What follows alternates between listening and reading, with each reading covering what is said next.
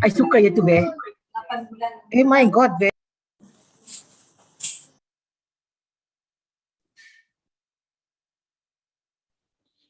Excuse me, Suhaila. Assalamualaikum, good morning.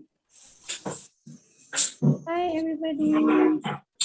Excuse me, Yeah. Suhaila. Yeah. I'm from Thailand. Can you hear me? Yes, I can hear Yes. you. Yes, I want to ask you about the file of day one. Can I get file of day one in Yeah. this thing you give me, right? Okay. We will give all the materials Yes. by tomorrow morning. Yeah. Okay. Mastura? Okay. Yes.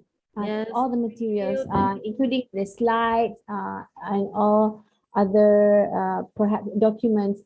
But in the meantime, if you go to the Google Drive link, I've uploaded the blank IEP form. Okay. Yeah, that was shared by Dr. Hasna Torang yesterday. Yeah. As well as you can see there also assessment being shared from the Philippines. So salamat, thank you so much to educators from Philippines, Mr. Ramon, if I'm not mistaken, who has uploaded the assessment form from the Philippines. Thank you so much for that. And we also urge other participants who have shared their materials yesterday from Thailand, as well as from Malaysia, Brunei, and before that on day one we had from Indonesia. Please do share, please do upload in the Google Drive the materials so that we can refer to that together, as well as something that we can ponder for all the teachers to ponder. Okay, I will also upload another material that I just received from the Tasna, which is the IEP of Amar in English. You can refer to that in a short while. So, Okay. ขอบคุณค่ะ ขอบคุณค่ะ thank you. Okay, Dr. Satoran, I believe she's here. Dr. Asna, Assalamualaikum. Good morning.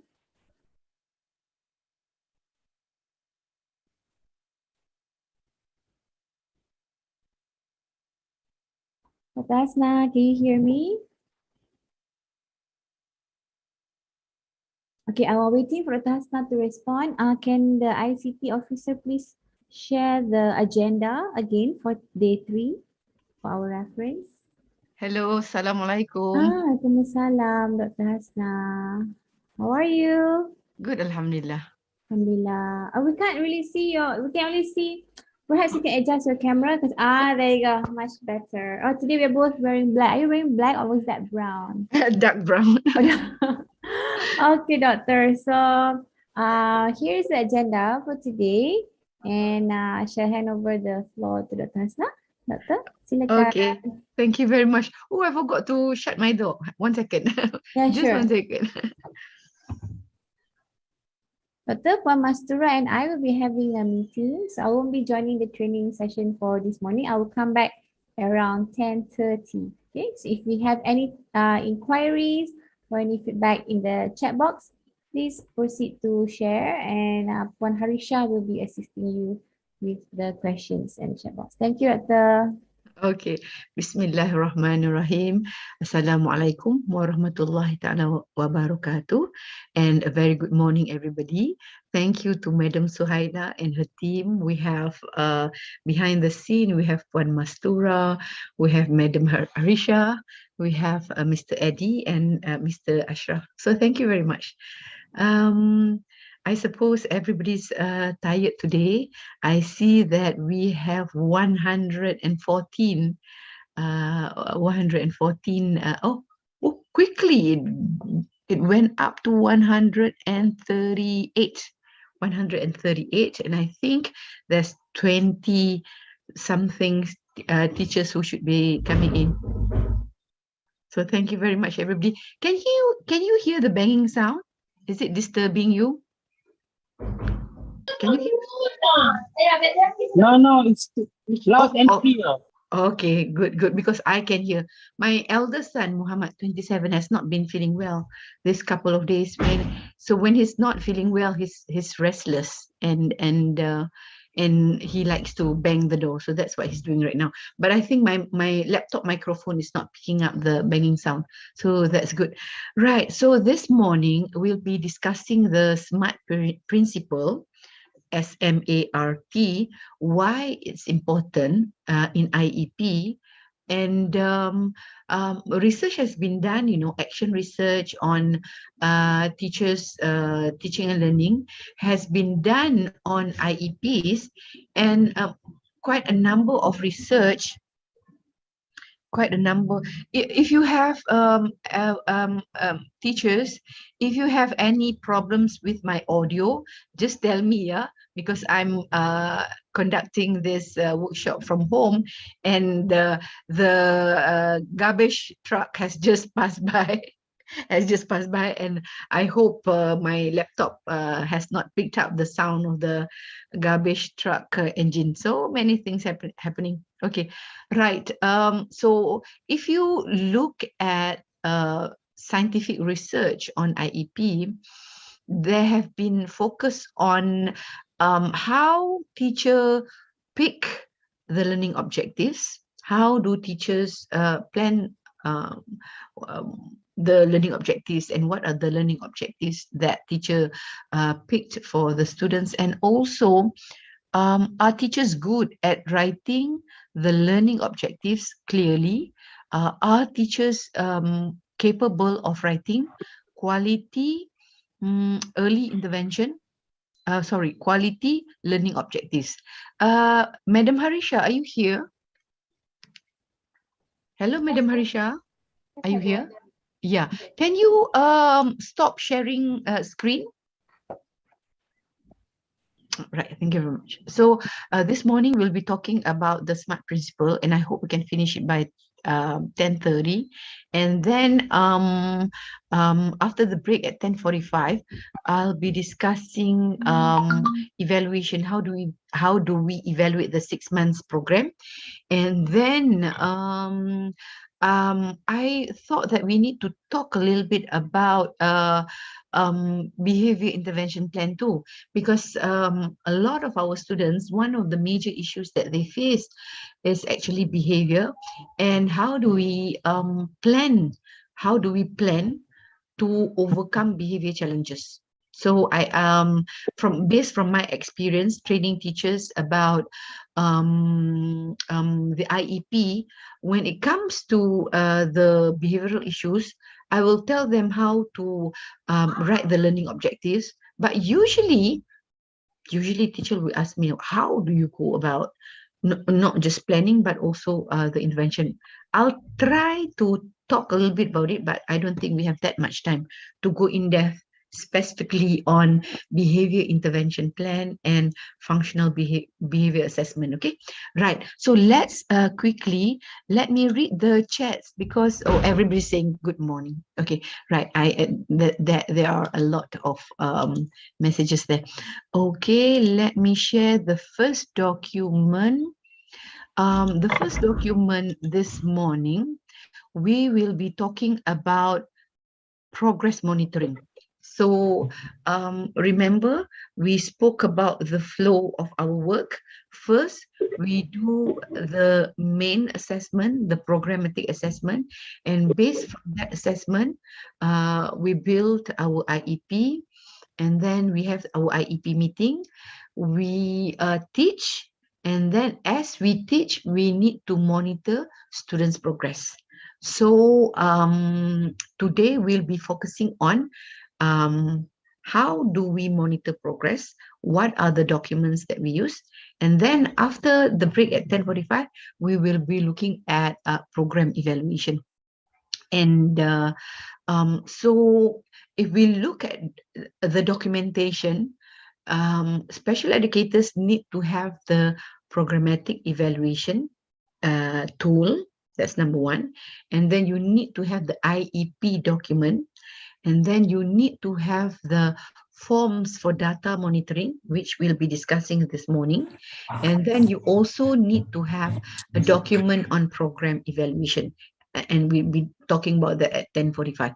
And as I have shared my opinion with everybody before, I believe that teachers should not be burdened with paperwork.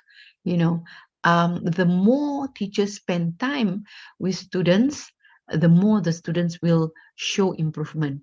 So whenever I design either the programmatic assessment tool or the form for monitoring progress or the form for program evaluation, I design it as simple as possible. When you produce these forms using your computer on the Word document, you can just simply copy and paste. Remember how we wrote the IEP for Ryan yesterday? It's a matter of copy, paste. So you can get it done real quick. And if you are how do I put it? Let me share. When I was the director of Genius Kurnia, 45% of the teaching staff there were teachers with background in early childhood education and special education. And then we have another 45% of our teaching staff who are occupational therapists. So we have quite a big number of occupational therapists. And when they were trained, during their training in their university, they were taught on certain ways of doing their paperwork. And when they came to Genius Kurnia, I instructed them, this is the way we should do our paperwork. And they were debating, because they are millennials, and millennials, they're not like the older generation. With the older generation, whatever the boss say, you follow. But with the younger generation, they would debate, why do this, why? And when they look at my form, they thought that it was too simplistic. They thought that because it's too simple, they thought that it's not comprehensive enough, and it is not able to capture the information that is needed.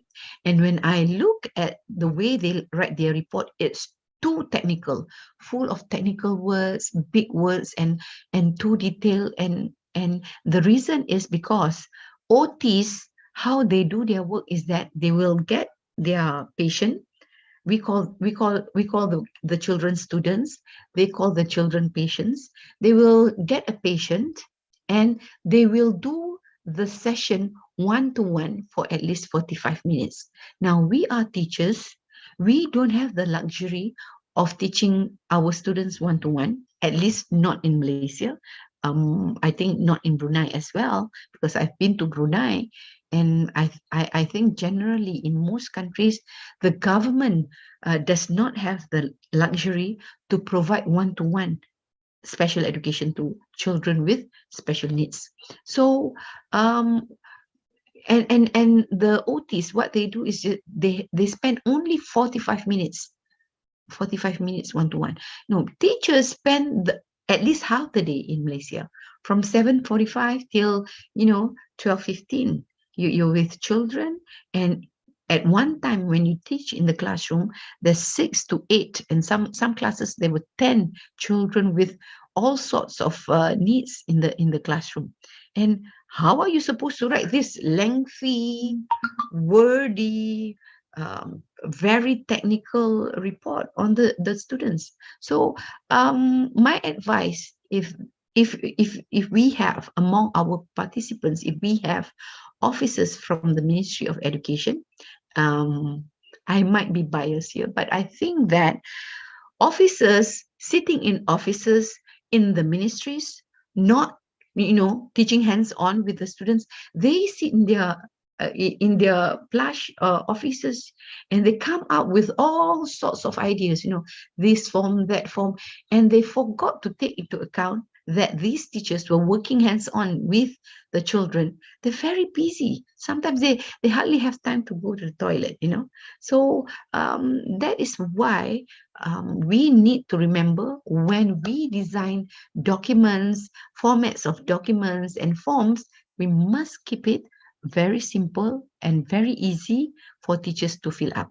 If it is too difficult, what will happen is that you will give the instruction to the teachers to fill in, but it will just become a white elephant. Okay, so let's go back to the SMART principle.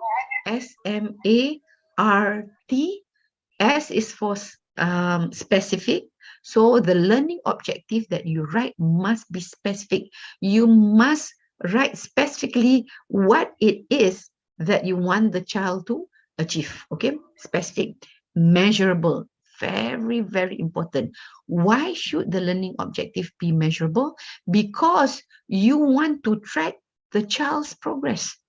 If you don't measure, if you don't collect data, then you will not be able to know whether the child has mastered the skill or not. You know, and I really don't understand, you know, teachers when they write their lesson plan, and I find that teachers in Malaysia, when they write their lesson plan, it can be quite detailed. You write your lesson plan beautifully, but you don't measure your children's progress. So when the school headmaster or the school principal check the teacher's lesson plan, you are just checking their skill in writing. You are not actually checking their skill in teaching, because, you know, they can write something else, and when they are teaching, they're doing something else. Sometimes the writing of the lesson plan is very beautiful, but when you look at the lesson itself in the classroom, it's all haywire. So that's why I say that your lesson plan is good, but you need to measure the students' progress. Okay, that's why whatever learning objectives that you write must be measurable, must be achievable. You cannot write a learning objective that cannot be achieved by the students. Okay, so therefore you need to know what is the students' level of current performance, and we need to understand the scaffolding. No, not the scaffolding technique. ZPD, zone of proximal development. You know, we learn that when we want to teach children, we need to know what is their zone of proximal development, because when we teach within their zone of proximal development, they will be able to understand what we're teaching. But if, let's say, this is their zone of proximal development, we are teaching over here, therefore, the learning objective that we have written, that we have planned for them, is not achievable. Okay, so specific, measurable, achievable, relevant to their daily life, and, you know, not doing something that is not applicable for daily life, something that will not help them to navigate their daily activities. And T is time related. You need to have a timeline for the time for the child to achieve the learning objective. If you say that your timeline, the deadline is June, then by June, the children will need to achieve the listed learning objectives. Okay, right. So let's have a look. There are questions here. At my programs, I have more. Oh, yeah. So when you have 10 students, if they are not that severe, it's quite okay. If they are severe, then you will not to have an assistant. Okay.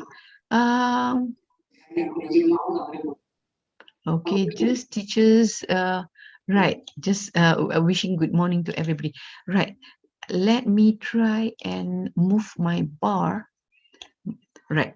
Okay. So let's have a look at the first learning objective, the example that we have here. So the first learning objective is Aiman will be able to sit at his desk because he has problem. You know, he's hyperactive, he's moving around all the time. So you are working to help him to be able to sit down and focus and complete his task. and the target is 15 minutes by June 2022. Okay, and the short-term goals is 4 minutes by February 2022, 8 minutes by March 2022, 12 minutes by May 2022, and we hope that by June they will achieve that 15 minutes. So we have a clear section here on how to do data collection. The criteria is 4 minutes. How? Through observation. When?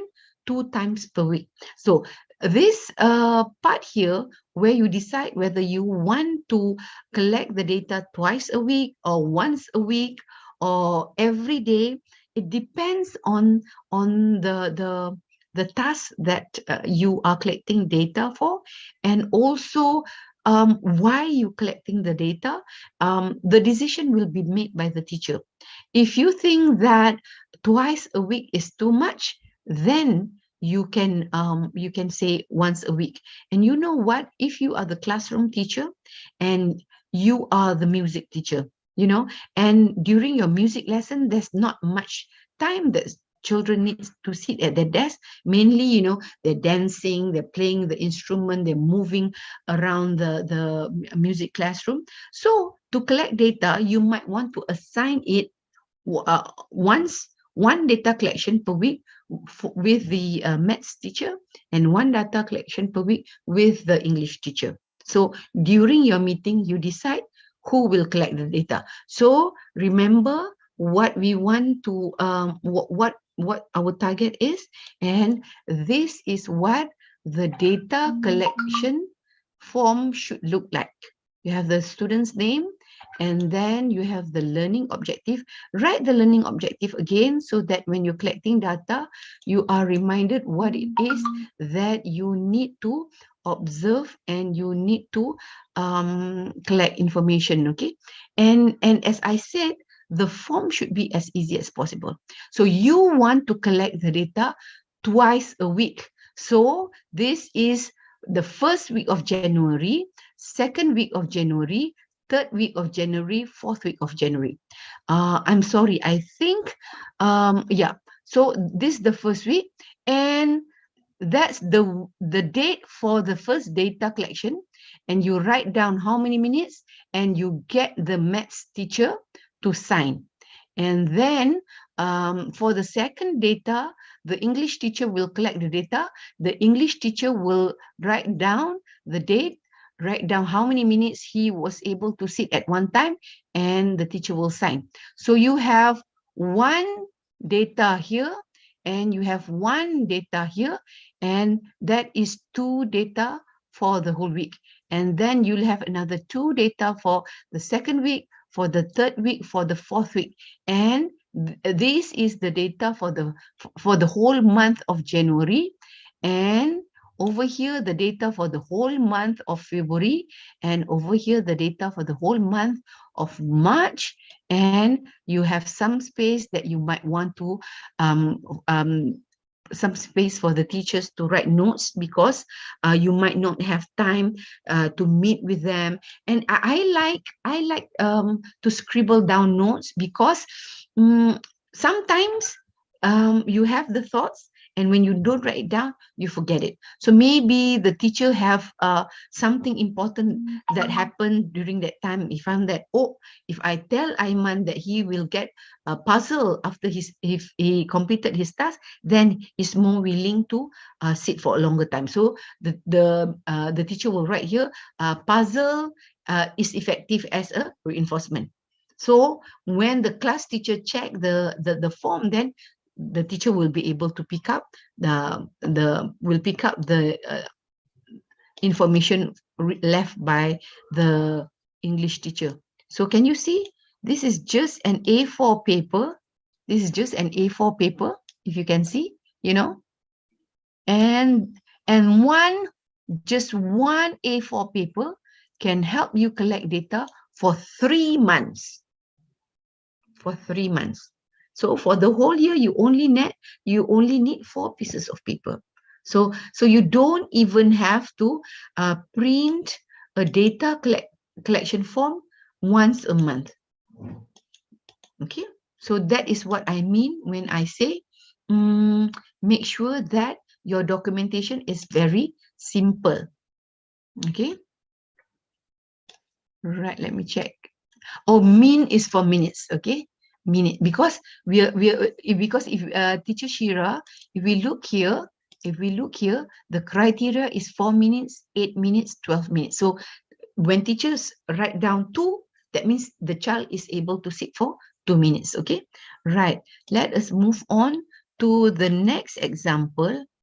Let's move on to the next example.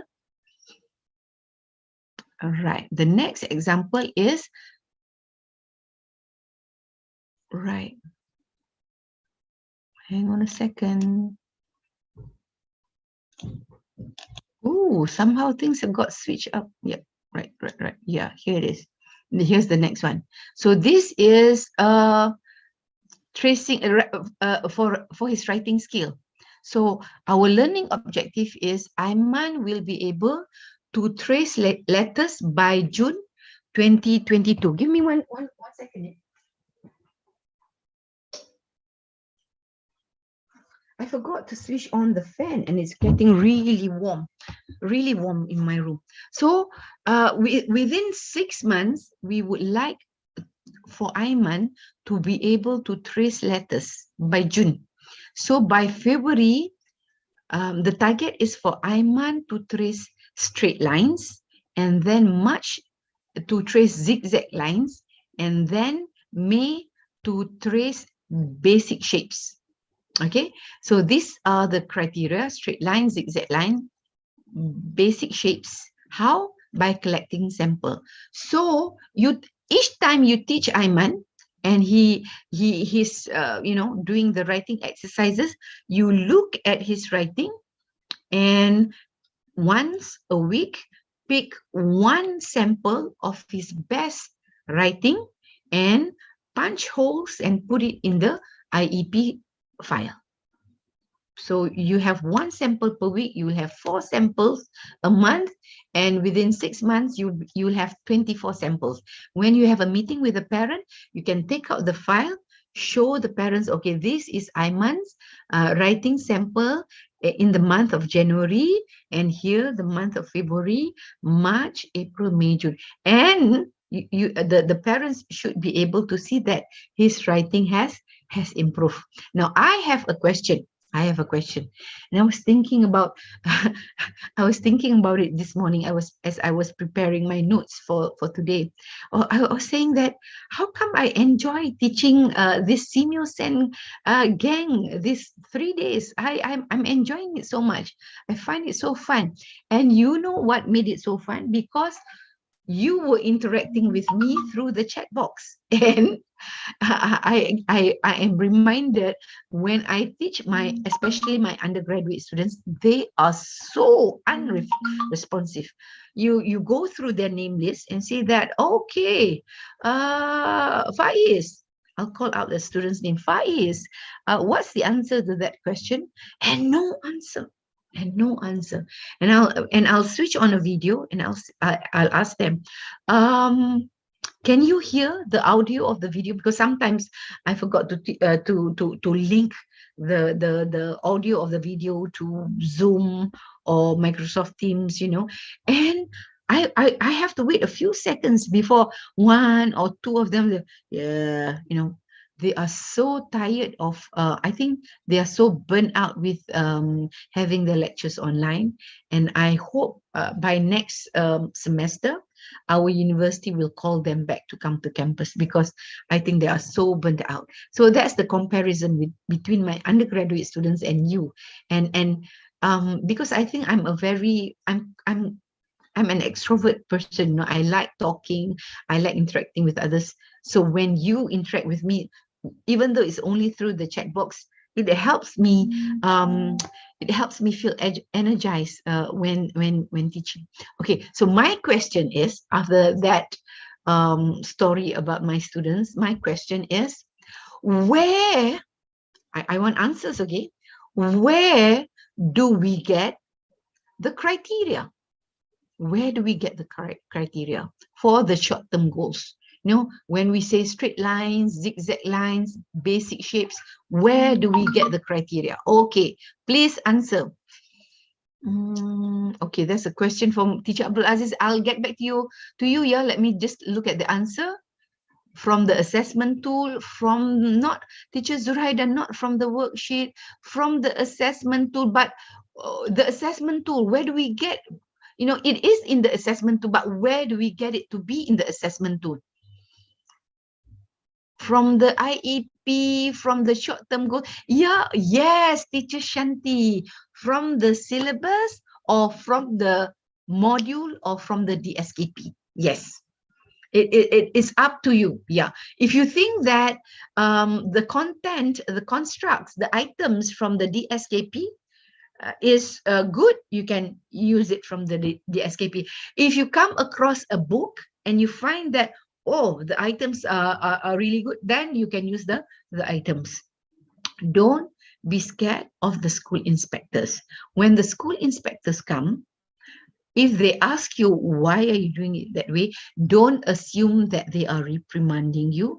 Just, be professional and explain to them why you're doing it. And you must understand, you must remember that you are a professional, and usually the school inspectors who come, they don't have a background in special education. So why should you be scared of them? Okay. Yes, Teacher Nang Suryani, from the module, from the DSKP, from the syllabus. Okay. Remember, I told you that our assessment is curriculum based. So the items in the assessment comes from the curriculum.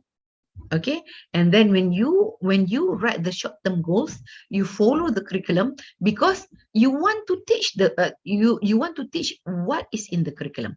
Okay, good. I hope everybody gets that. Yeah. Before we move on, I want to have a look at Teacher Abdul Aziz question. A long question. Let's see. Right. In the Philippines, we have this prescribed curriculum for kindergarten to grade 12 that we need to follow. The curriculum set forth the specific skills or competencies for a grade level for every week within the quarter. Teacher Aziz, this is quite similar to what we have over here in Malaysia. And in Malaysia, it is called the DSKP. Okay, right. Let's get back to Teacher Aziz's question. Often the goals spelled out in the IEP do not match to the target skills or competencies for a certain week or month in the prescribed curriculum. More so, there are needed target goals in the IEP, e.g., pre-vocational skills and behavioral skills that are not found in the target competencies of the prescribed curriculum. At times of mismatch between the IEP goal and the prescribed curriculum goal, how do you compromise? How can we be time bounded in terms of IEP goals when we need to target something else in the prescribed curriculum? That is a very good question. That is a very good question. For the English speakers, allow me 2 minutes to translate, because this question is really good.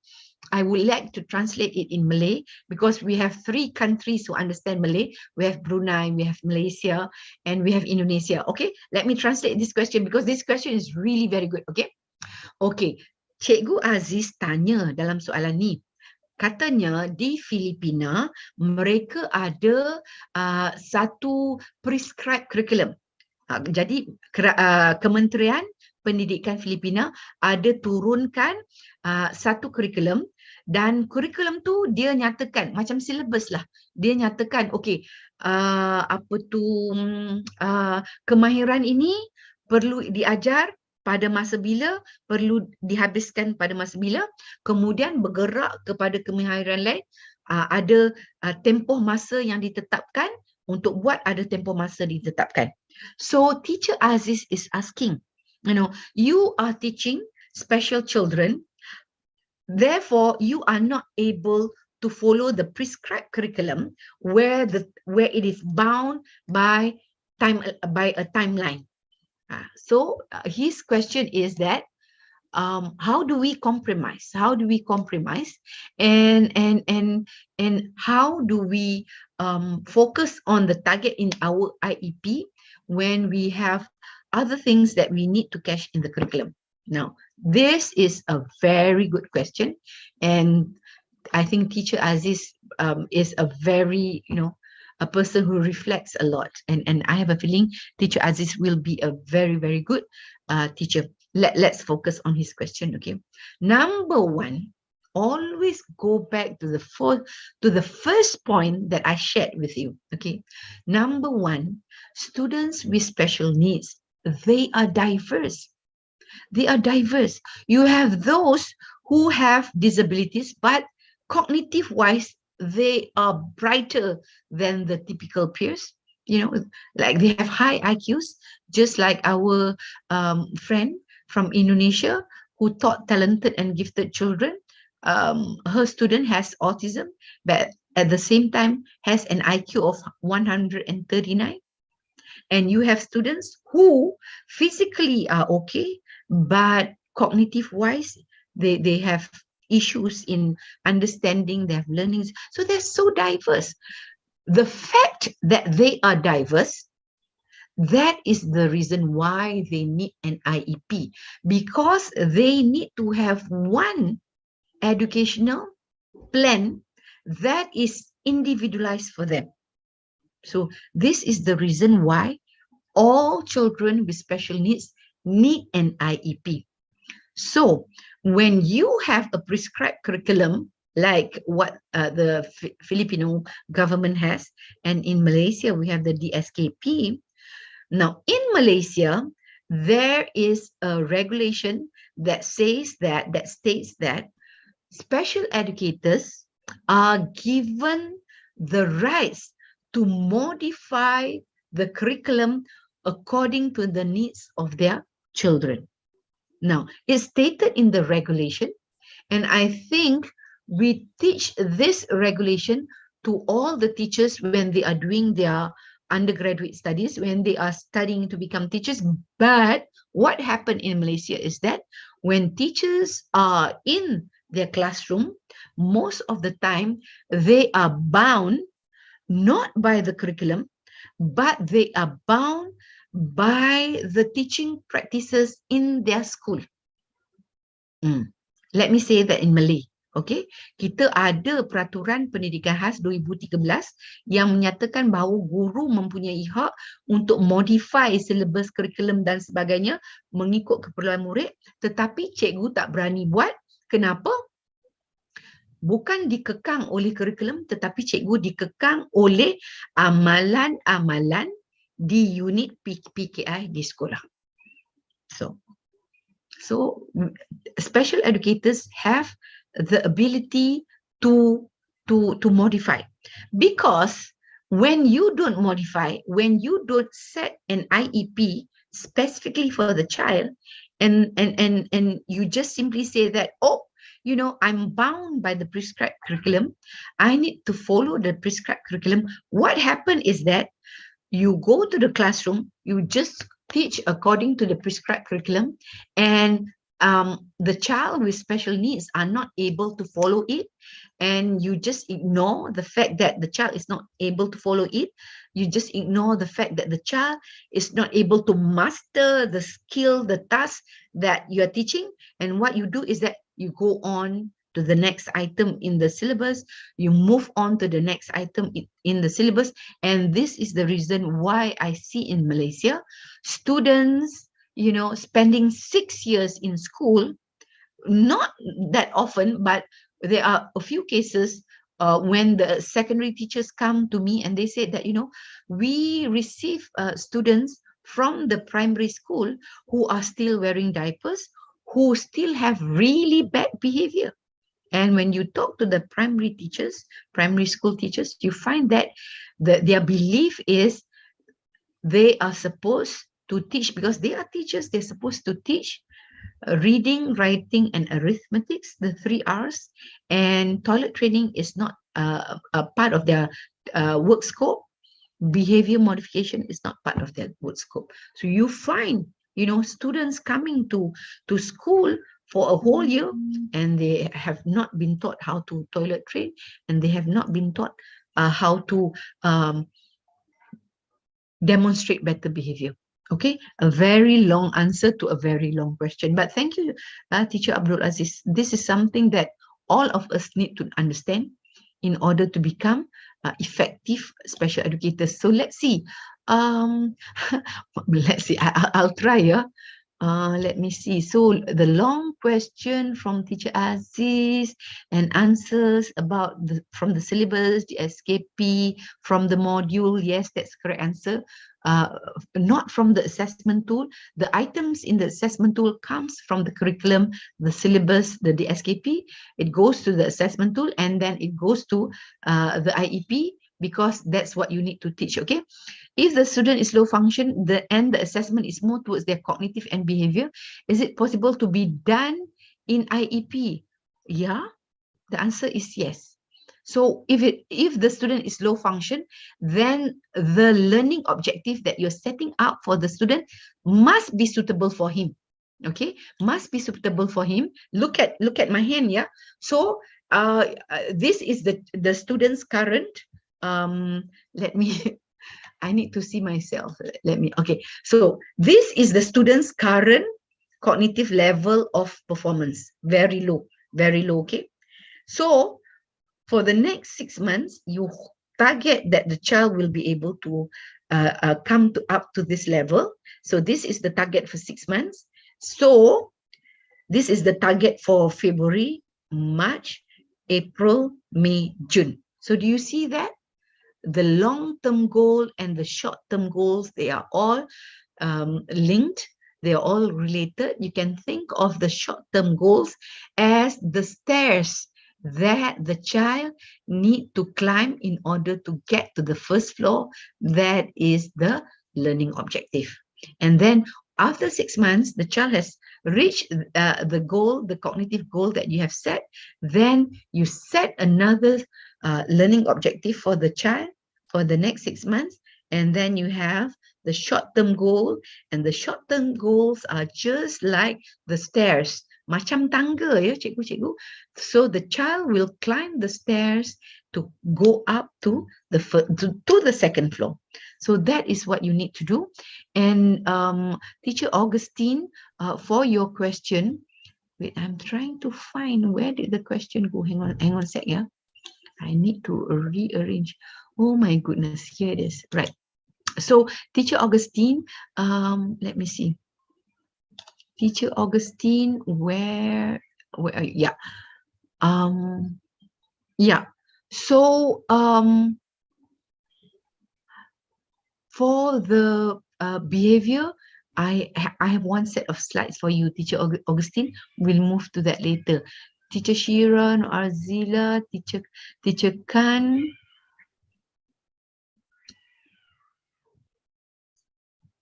Yeah. Betul, Teacher Shira. When you want to introduce change, there will always be always be those who disagree. Siti Aini, hyper tantrum with behavior. Yeah. I'm getting there. There is one example, Teacher Siti Aini. Right. Okay. From Ajan Kampon. Ajan Kampon asks, Doctor, is it possible to adapt and apply IEP and the learning assessment tool for inclusive students joining a mainstream class? That's a very good question. The answer, Ajan Kampon, yes. As I told you, the IEP is for all students with special needs. It doesn't matter where their placement is. They could be in the special education class or they could be in inclusive class. They still need to have their IEP. And for students who are in the inclusive education class, you might want to have learning objectives that target their social skills, that target their communication skills, because most of the time when they are in inclusive classes, I bet they don't have that much issue with their cognitive skills and with their academic skills. And also IEP for students in inclusive education classes, mainly you want to take notes about the accommodation and the modification that they need in the classroom. I don't think I have the time to talk about the accommodation and modification. And if you ask me, I think accommodation and modification in teaching and learning and in examinations should be under the big topic of teaching strategies. So I am promoting myself here. If you want me to do a workshop on teaching strategies, tell SEAMEO SEN, and SEAMEO SEN might invite me again next year to talk about teaching strategies. Right. So one last. Oh yeah. Okay. Right. So let's move on. Yeah. So this is the learning objective for Aiman to write, and for this learning objective, we don't need any. I don't know why the name is there. Let me move that. Okay. So for writing, we don't need any data collection form because we monitor the student's progress by collecting his best writing sample each week. Okay. Right. And let's move on. I wonder what that name is doing up there. Oh, the name is supposed to go down here. Sorry. Yeah. Right. So we move on to the next one. And for the next one, it is for the students. This learning objective is for his language skill, not communication, but this is for language, for him to grow his vocabulary. Okay. And also for cognitive, so that he understand the name of each of the object. Okay. So the learning objective is Aiman will be able to label 30 daily objects by June 2021. Why do we use the term label? In the US, they use the term label because label means the child needs to say out the name of the objects. So in other words, it's to work on his expressive language. He needs to express it. He needs to label it. So we use labeling. When you show him something and say, "Oh, what is this?" and he says, "It's a purse." Okay. What is this? This is a pen. Okay. What is this? What is this? Notebook. So he's labeling the object. When I teach teachers in Malaysia, they say, "What do you mean, doctor, malabel? What is malabel?" So it's a terminology, meaning that you want the child to say the name of the object out loud. For language, there are two types of language. One is expressive language. Expressive language means the child needs to say it out loud. And for the other one, we call it the receptive language. So when children are not able to be verbal, they cannot say out the words, quite a number of teachers make the mistake of thinking that the child is not bright. If the student cannot speak, then the student is stupid or the cognitive functioning is low. That's not true, because, you know, being able to be verbal is the system over here, and the thinking capacity is over here. No. Some children, they are able to think well, but they don't express the language because they might have selective mutism, they might have speech dyspraxia, they might have other issues. They might have other issues. So please don't make the mistake of waiting, for example, waiting for your student to be able to speak, then you teach them to read. In my way of doing things, it doesn't matter whether the child is verbal or not. We teach them to read at the age of 4. Beginning at the age 4 is more of pre-literacy. We get them to do matching, we get them to do classifying. So we get the brain to start working. Once they are able to match object to object, they're able to match object to picture, they are able to match picture to picture, they are able to classify objects, they are able to classify pictures and all that. You know that cognitively is working, even though they are not verbal. Then you start teaching them how to read. During my time in the UKM Autism Learning Lab, what we found was that teachers might think that students need to be able to speak before you teach them how to read. But from our experience, we found that by teaching them how to read, then they learn how to speak. Wait, let me see. I'm looking for my magic bag. Hang on a second, yeah. Hang on a second, I'm thinking.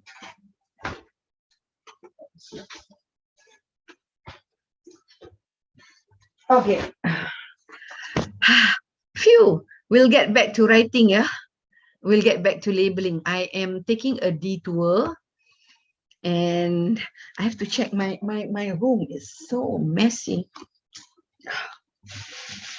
I'm moving house next month, so we have started packing and really messy. Let me see. I need to stop the background. Yeah, hang on a sec, yeah. There you go. Messy room.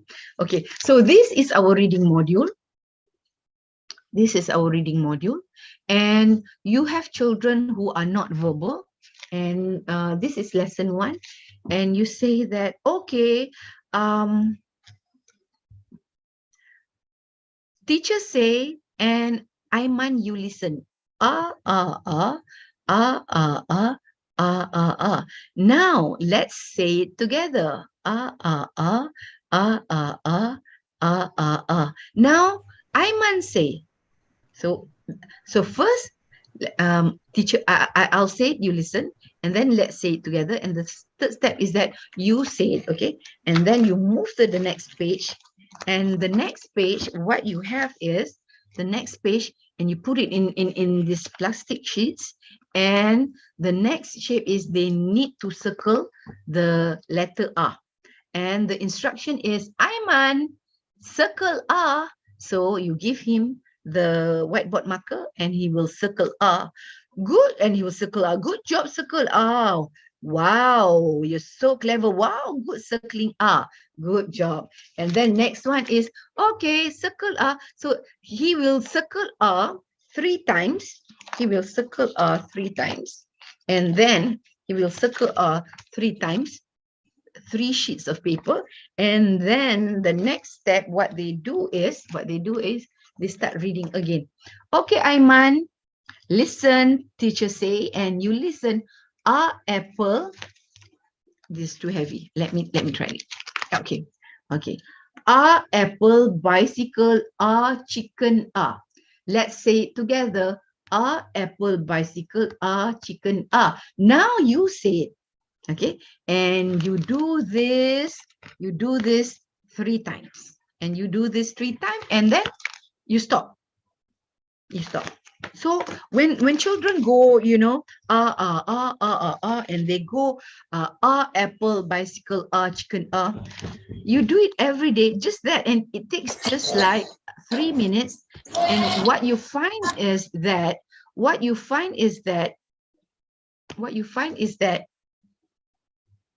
they are able to learn how to read, and they become verbal as well. We have quite a few cases with children who are not verbal, and we teach them how to read and they become verbal. My long story about this, my long story with the demonstration is because I want teachers to understand that when students are not verbal, they can still think. Okay, right. Okay. Let me go back to the monitoring progress. Right. If you have any questions, feel free to ask here. So by June 2022, 30 objects. So by February 10, March 15, and May 25, the criteria 10, 15, and 25. How? Short test, when 3 times per week. If you feel that 3 times per week is too much, then what you can do is 1 time per week. But you know what? You teach the child labeling every day. You teach every day, but data collection is only once per week. Don't be mistaken. When we write once a week, it doesn't mean that you only teach once a week. Or when we write 3 times a week for data collection, you think that teaching happens only 3 times a week. You teach every day, but you don't need to collect data every time you teach. You collect data maybe once a week, twice a week, or 3 times a week. I disagree with people who think that each time you teach, you need to collect data. You don't have the time, especially if you are teaching children with behavioral issues. No, you're struggling to get the child to behave, and you're struggling to teach, and you want to take data as well. Just once a week. I find that it's okay not to collect data each time you teach, because when you teach well, when you can make sure that you teach well, and that is when you collect data, you will see that the student is progressing. So remember, you're planning to collect data 3 times a week. Let's have a look at the data collection form. The data collection form looks like this. So for February, you are targeting labeling 10 objects, right? So this is the form for February. This is the form for February. Let me make it a little bit smaller. Okay, so in February, the 10 words that you are targeting, are shoes, car, bag, spoon, book, pencil, shorts, plate, chair, ball. So these are the 10 words that you are targeting for the month of June. This is the data collection form for June. So this is week 1, week 2, week 3, week 4. And for week 1, you write the date here, and you write, can he say the word shoes? If he can, then you write the score of 2. If he can't, then 0. If he can, but it sounds like then you give him a score of 1. Okay, so you can do, if you find that week 1 you're not able to teach all 10 words, maybe week 1 you target just shoes and car. So for the whole week of 1, you target just shoes and car, and then you find that he has mastered shoes and car. So week 2, you will revise shoes and car so that he doesn't forget, and then you go to bag, spoon, and book. So that's the target for week 2. And then for week 3, you target all the way up to 8 words. And then for week 4, you target all the way to week 10. Now, this form will be different according to the students. Okay, for Aiman, you feel that he can learn labeling 10 objects in a month, in 1 month. But you might have children who might be able to learn to label 10 objects in 1 day, you know. So you have children who learn very fast, you have children who learn very slow, and you have children who learn very, very slow. And again, everybody, this is the reason why you need the IEP. And the IEP, the long-term goals will be different for each child, and therefore the data collection form will also be different. Okay, any question? I don't see any question here, so let's move on. So this is the form for February, and then by March, you need to add just another 5 objects because they have learned 10, so just another 5. Okay, all right, let's move on to the next one. Okay, teacher Siti Ani, this is the one I think that you are looking at, but you know what? This is going to be quite complicated, the behavior. So let's move on to something that is a little bit easier, and that is toilet training. We discussed about toilet training first, then we'll go to the one with behavior. Okay, Right. So the learning objective is Aiman will be able to go to the toilet and carry out 8 out of 10 steps independently by June 2022. So by February, we say 2 out of 10 steps. By March, 5 out of 10 steps. And by May 7, and we hope that by June, he will be able to do 8. And how do we collect data? Through observation. When 1 times per week.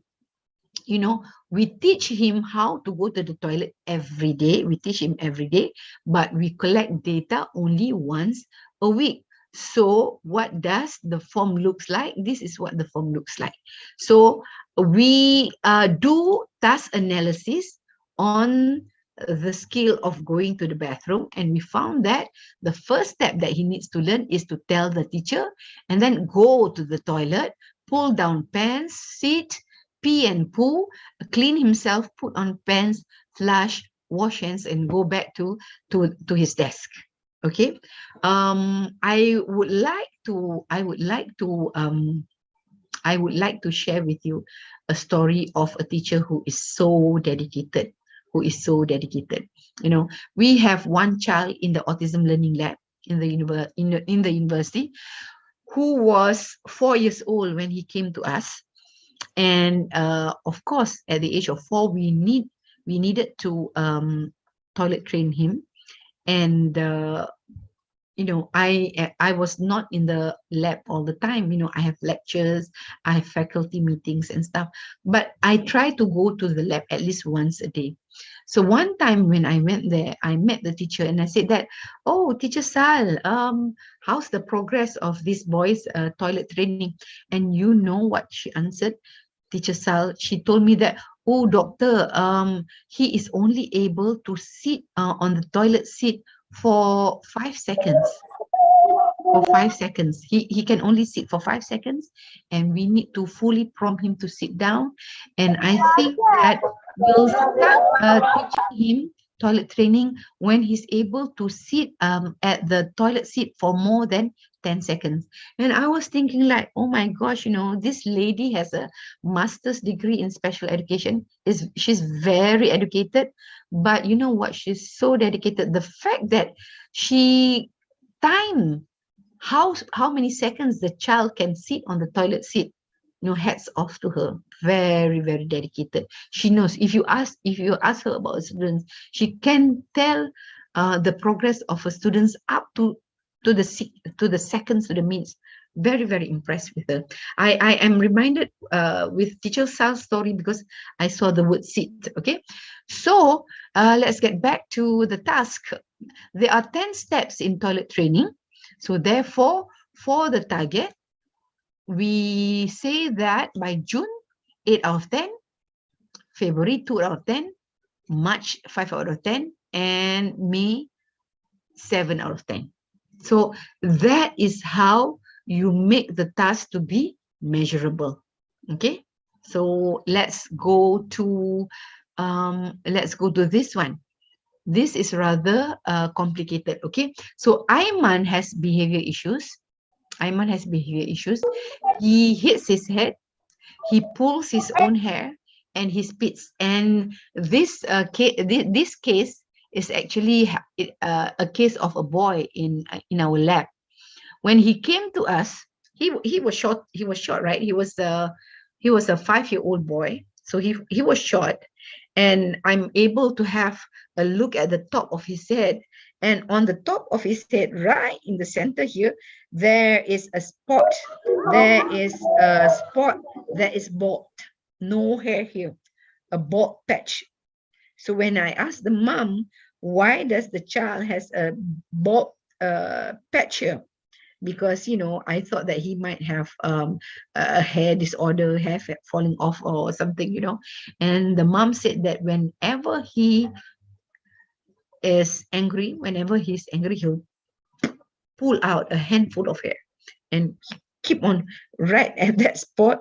And the size of the bald spot is quite big, this big. It's not noticeable, you know.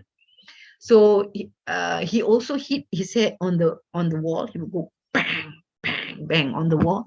And when you look at him, you can see scars on the corner of his forehead, because that's where he bangs his head. And his mom told us at that time, he has in Malaysian houses, they have the sliding glass door, and he banged his head on the sliding glass door, and the glass door broke once. And he banged his head on his dad's car. What do you call that? The front of the car, the front mirror of the car, and he broke the car's front. What do you call that? The screen, yeah, the car screen twice. He broke the car screen twice and the sliding glass door once when he banged his head on it. So it's really, he you can't imagine, why he does that. And if you ask me, some children with autism, they have a high threshold for pain. If we fall down, we feel that, oh, it's so painful. But when they fall down, not all of them, but some of them, when they fall down, they don't feel the pain as much as we do, because their threshold of pain is higher than us. And for these children, when they bang their head, the body experiences adrenaline rush, and that adrenaline rush is addictive to them. That's why they enjoy hitting, because they enjoy the adrenaline rush. But it's something that we have to stop, because we worry that they might cause brain injury. In the US, for those who injures their head a lot of the time, each day, what they do is they will buy the protective helmet.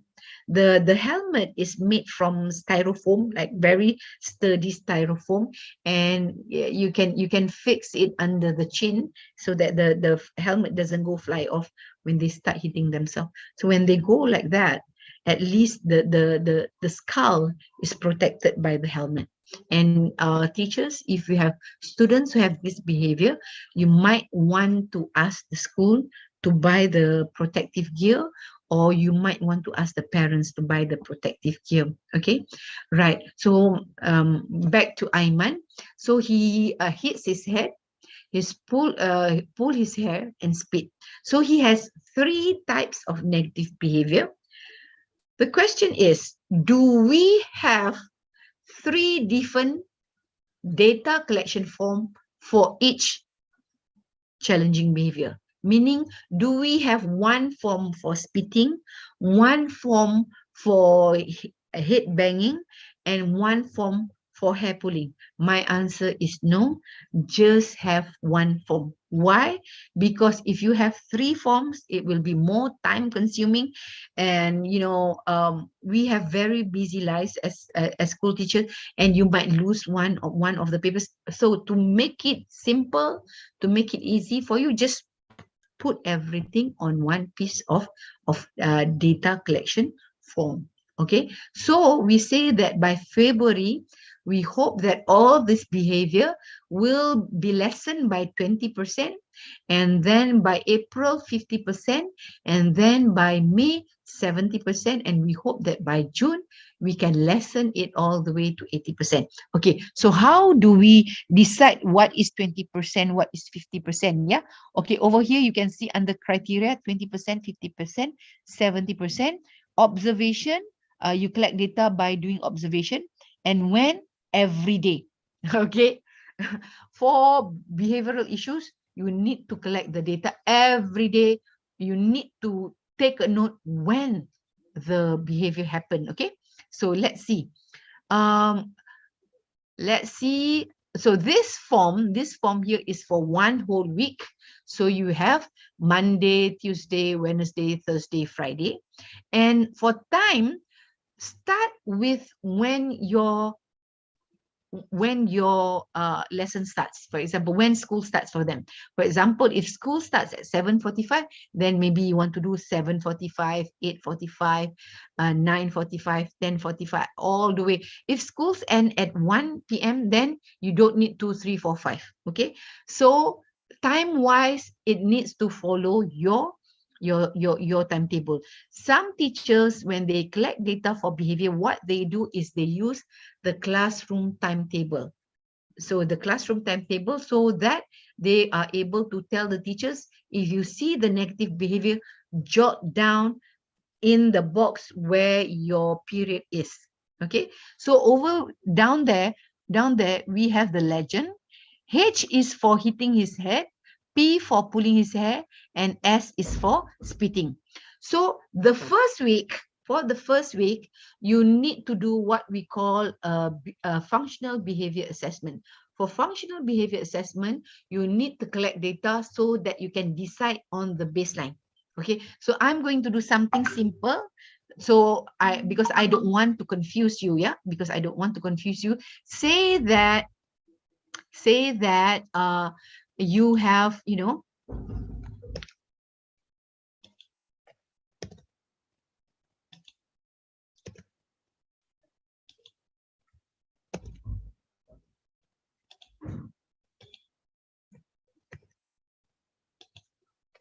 okay, so you're taking data. Let me see, 1, 2, 3, 4, 5, 6, and maybe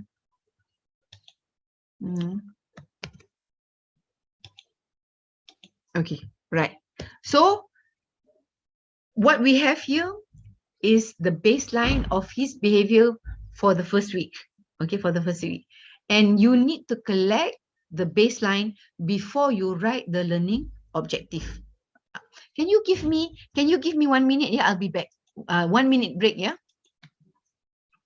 I'll be back.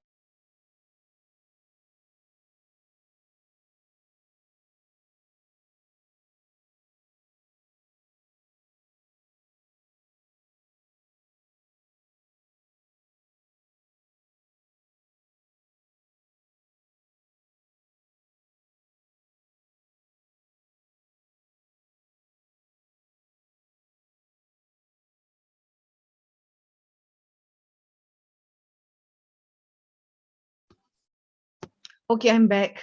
Sorry for that.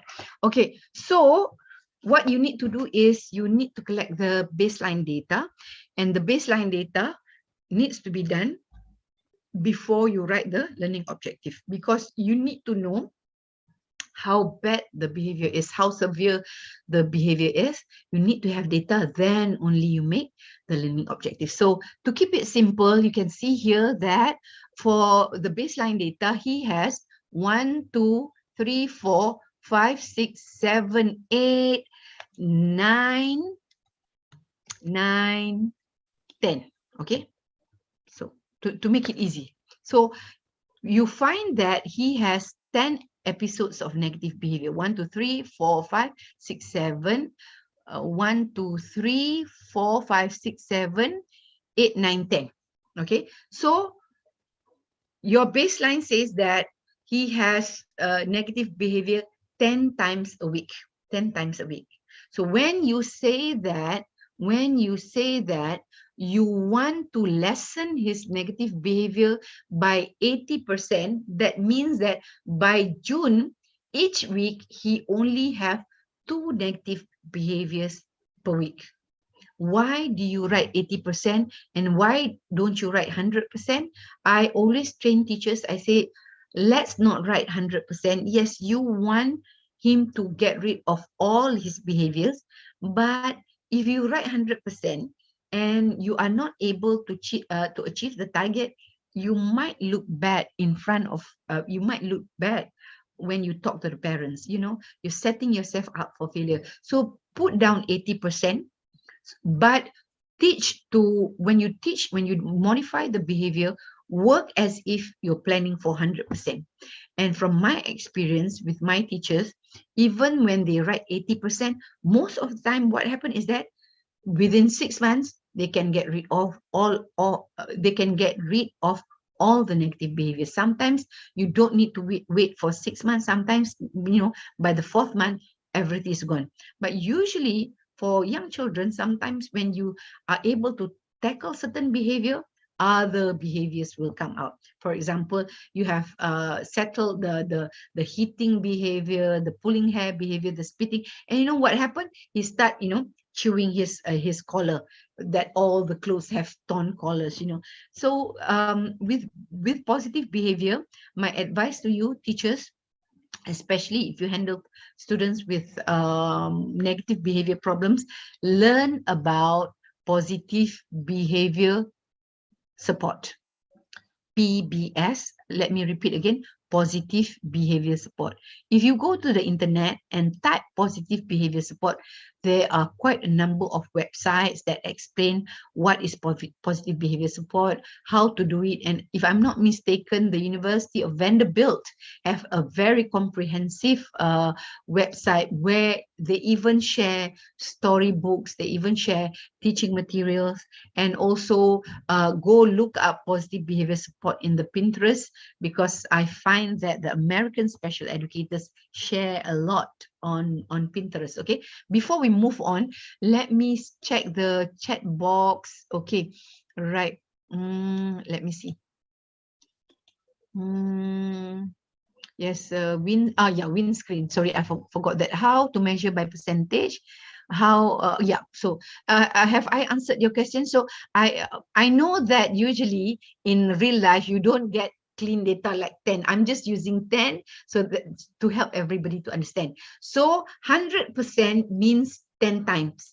So when you talk about 80%, means that you want to get rid of 8 of the behavior, only 2. Okay, so when we say 50%, that means for the month of April, by the end of April, you only want to see 5 negative episodes per week. Understand? Is that understandable? In real life, the number will not be around like 10. It might be 17. It might be 7. But basically, you understand what I mean here. Got it, everybody? Yep. So let me see. Are there any questions? Okay. Right. Any questions? I think we're done with monitoring progress. I hope that from this slide here, there's a few things. Let me see. Okay, clear. Right. So what we have achieved this morning is we have learned about the SMART principle. We have learned that when we write our learning objectives, it has to be specific, it has to be measurable, achievable, relevant, and time related. And the way we write our learning objectives must be measurable. Why measurable? So that as time goes by, we can check whether the child has achieved his or her target for that month. Because if we don't check, what happened is that 6 months will go by and we found that the boy is way left behind, has not achieved any of the milestone. The short-term goals are just like milestone for the children. Okay, and we have also learned on how to build data collection form. How data collection form must be very simple, simple enough that we can ask our teacher's assistant to help collect data for us. What I teach my teachers is that for each child, the child will have a clip form, will have a clip file. I have a clip file, but I cannot find it at the moment. Let me see. Yeah. Let's say, I don't have a clip file. I need to find my clip file. Okay, let's say that, let me see. Give me a second. All right, let's say, just imagine that this is a clip file. Okay, just imagine that this is a clip file. What you do is you print out the data collection sheets and you clip it to the file. You clip it to the file and you hang the file on the wall in your classroom. And if you have 10 children, then you have 1, 2, 3, 4, 5, 6, 7, 8, 9, 10, hang it on the wall. And whenever you see something, whenever you let's say you teach the child how to label and the child is able to label, you just go to the wall with a pencil and just write the score. I have visited a few special education classrooms, and I found that the child's IEP file is often kept in one room where there are only files, and when I asked the teacher, so what's the learning objective for this particular child? And the teacher said, and the teacher would go, I can't remember. It's in the file, and the file is in the filing room. I can't remember. That is very worrying, because if the teacher cannot remember the child's learning objective, what the heck is she teaching in the classroom? She can't even remember. What is she doing in the classroom? That is worrying. So teachers, when you go in the classroom, you need to know each and every one of your child's learning objectives. And with the clip file, you put all the data collection form, and at the top you just list out all the learning objectives. If the child has 6, if the child has 12, if the child has 17, write out with big fonts, and put it on the wall. And whenever you are in the classroom, you don't even have to go nearby. You just look from afar and say, oh yeah, today's target is for him to be able to sit down for 8 minutes today. So as you're teaching, you look at your watch and see whether he has not achieved it. He has only able to sit for 5 minutes. You go to the wall and write 5. So that's what I mean by saying that data collection should be simple, should be easy, so that teachers can do it really well. But for your information, I have been to a few special education classes. I have not seen any teachers putting up data collection form on the wall, or I have not seen a list of students' learning objectives on the wall. And sorry to say, some special education teachers, I'm sorry, yeah, this is in Malaysia. They think that, oh, we have to write the IEP. Why? Because people will check us. The headmaster will check whether we have written the IEP. The head of the unit will check whether we have done the IEP. The school inspectors would expect to see the IEP, but they don't see the IEP as a tool to guide their teaching and learning, as a tool to manage the classroom. So I hope this is something that we will strive to change in Malaysia, and I hope other countries in ASEAN. I've been able to share with you some tips and strategies that might make your job easier and make you work more effectively. We have 8 more minutes. Do you have any questions? There's one comment. Okay, right. Yeah, data collection. My response to Teacher Khan is, whenever you do something, it's just like learning how to ride a bike, in the beginning, it's difficult, but you need to practice and it will get better. And you need to have some strategies. If you want to collect data and you don't have the data collection form with you, you want to write data and you're scrambling, where did I put my form? Did I put it in my drawer? Did I leave it in the teacher's restroom? It will be difficult, time consuming. The Malay says leche, and what will happen is that you'll just give up. But if you are very organized, you have all the data collection form on the wall with the learning objectives, then it will be easier. Teacher Premjit, behavior problem like his thing, can we list down what method we use to stop him knitting? for parents reference so that parents can use the same. Yeah, that's a good idea. My advice to you, teacher Premjit and other teachers, I always say that, you know, I always say that you need to rope in parents. You need to get parents to collaborate. When children have serious issues, major issues like toilet training, like aggressive behavior, there is no way teachers can do it alone. There's no way. So what you need to do is schools need to have a committee, a small committee on behavior management, a small committee, maybe led by the headmaster, you know, or the head of the special education unit. And you have teachers who teach the child to be in the team.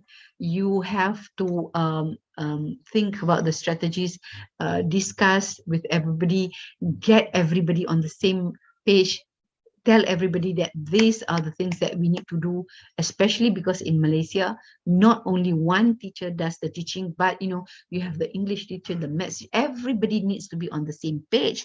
And my advice is you need to call the parents, you need to talk to the parents, and I bet when you talk about a child's negative behavior, parents will be uncomfortable.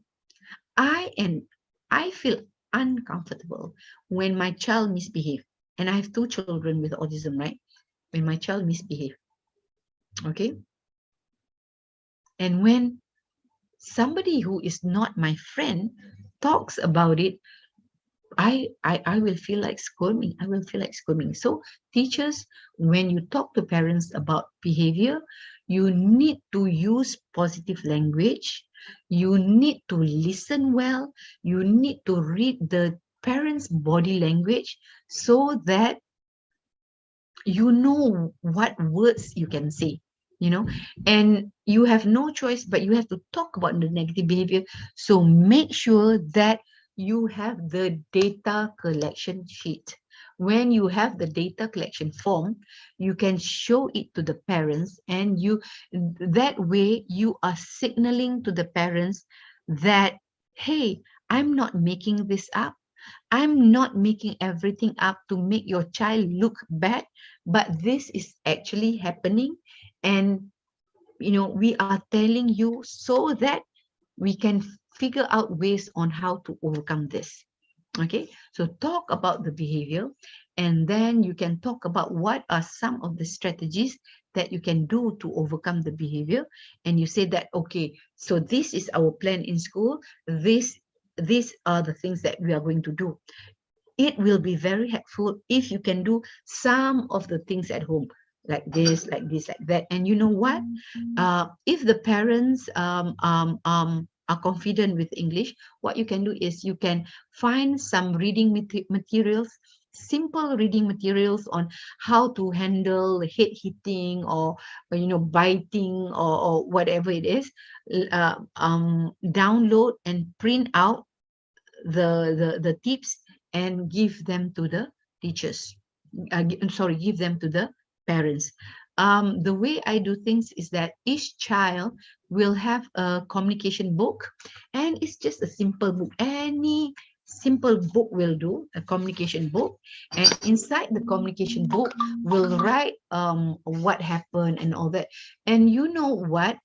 Some of my teachers in junior school now, what they did with the communication book was that they will have a small piece of paper, and on that small piece of paper, they'll write down the date, and they will have toilet training. And these are for children 3, 4, 5, yeah, everybody. Toilet training, behavior, compliance, task completion, group work, and basic communication on a small piece of paper. And they will get the assistant to cut out that paper, and they will glue the paper on the book, and they just write the score 012 012. And another thing that we have done in Genius Kunia, we went and got a stamp pad, you know a stamp where you can just take it and stamp it on paper. And when teachers stamp it, they get a table and they can just write out the score for the day, 012 012. So you don't even have to write in the communication book. You just stamp and you just write 012 012. And when you have other important things, when children are feeling sick or when children fell down and hurt themselves, then you can write that out. So there are various ways that we can do to get parents to be involved with their behavior modification with the school. Okay, we have one last minute. Can we list down? Teacher Agnes, doctor, for students who have very low attendance, so low that they have not been to school for a few months and use post-COVID as a valid excuse to be absent, or for students have medical concern. How can we assess this group of students and plan right for the IEP? My ultimate wish is for them to attend school, and can this be written? Can this be written? Very cute, teacher. Ayo, why are they not in school? Alamak, if they are not in school, then what you can do is you can collaborate with their parents and get the parents to do the data collection. And if they are not in school, and if parents are not willing to collaborate, there's nothing much that you can do. They are your students, but you don't see them. You want to help them through parents, but parents are not collaborating. Nothing much that you can do. You need to talk to your headmaster and get your headmaster to talk to the parents. Like what's happening. I got students who not been to school too, and the school teacher Afifa and the school decide to do more contests such as dancing, singing, and musical theatre. And before the show is coming, they every day come to school to practice. Yes, we need to do more. That is brilliant. That is really brilliant. Oh my gosh. But I have to say one thing though. If kids don't come to school, you might think that the responsibility falls on the parent. It's the parent's decision not to send the kids to school, but you might want to do some reflection, and you might want to think, do parents not want, is it parents don't send their kids to school, is it because they think that their kids don't learn much in school? That is something we need to think about. Okay, are there things that we need to do better to help the children? I'm not saying that we should blame ourselves, but we should be reflective. Okay, we'll stop here at 1 o'clock. No, at 10:45, 10:42 maybe. What we will do is we will look at evaluation, and after evaluation shouldn't take long. Evaluation will take like less than half an hour. Then what we'll do is we will look at functional behavior assessment and behavior intervention plan. Okay, so over to you, Suhaila. Yes, Prof. Okay, we're gonna go for a break, yeah, Prof. Thank you very much, everybody. Okay, we'll come back at 10:47. 7. All right. Right. Thank you. Take care, everybody. See you all later. Okay, and to our viewers on YouTube and Facebook, stay tuned and come back at 10:47. Wah, macam rancangan TV. Stay tuned. Bye, teachers.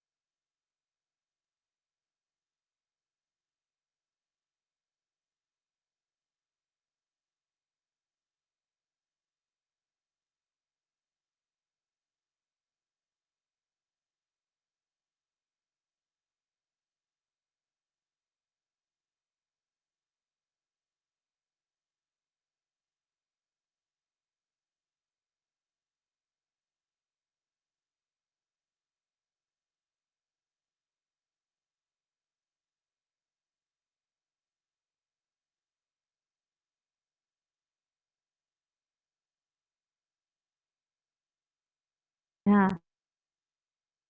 Okay, Dr. Hasna. Hi. Assalamualaikum. Hello, Assalamualaikum, Dr. Hasna. And to all the teachers, welcome back. To our YouTube and viewers on Facebook as well. Welcome back. Hope you enjoy your short break. We shall continue our training session with more learning and slots soon.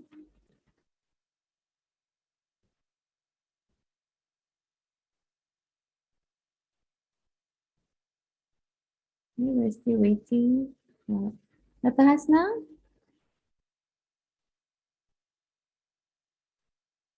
Okay, for your information, all of the materials have been uploaded. And we also kindly request for the participants here who have shared their presentation yesterday and from day one, as well as those who will be sharing later today, please do upload and share your materials, your documents in the Google Drive. Okay, I can share the Google. Pamastura, can I please request for you to share the link to the Google Drive again so the teachers can upload their materials there? Okay, so Thailand, Pamasra, can you please later share the link, yeah, the Google Drive in the chat box so teachers can. So for Thailand, Brunei, Indonesia, as well as teachers from Malaysia, please do share your materials with us so we can learn and inspire one another. Okay, that's okay. She's back, Doctor. Welcome back. I had a really nice break Oh, alhamdulillah. I'm glad to hear that. because our training is for 3 days. I've been staying up, planning the materials and feeling nervous about the workshop, hoping that everybody can learn well. So I'll be glad once today is over, because a big responsibility. I've delivered a big responsibility. I need to pick something up from the Yeah, floor. sure. Thank you, Doctor. Right. I'm gonna set my papers up. Okay, whenever you're Right. ready, the floor is. Okay, is everybody ready? Let's have a look. Let me see.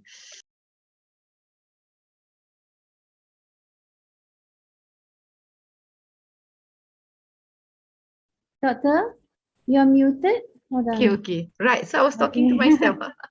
Right. So we are going to look at program evaluation, and it sounds like something very difficult, but I find it very, very easy, because as I said, always find the simplest way to do things. And I think we'll finish program evaluation in less than half an hour. Let me see, where is, yep, here it is. Okay.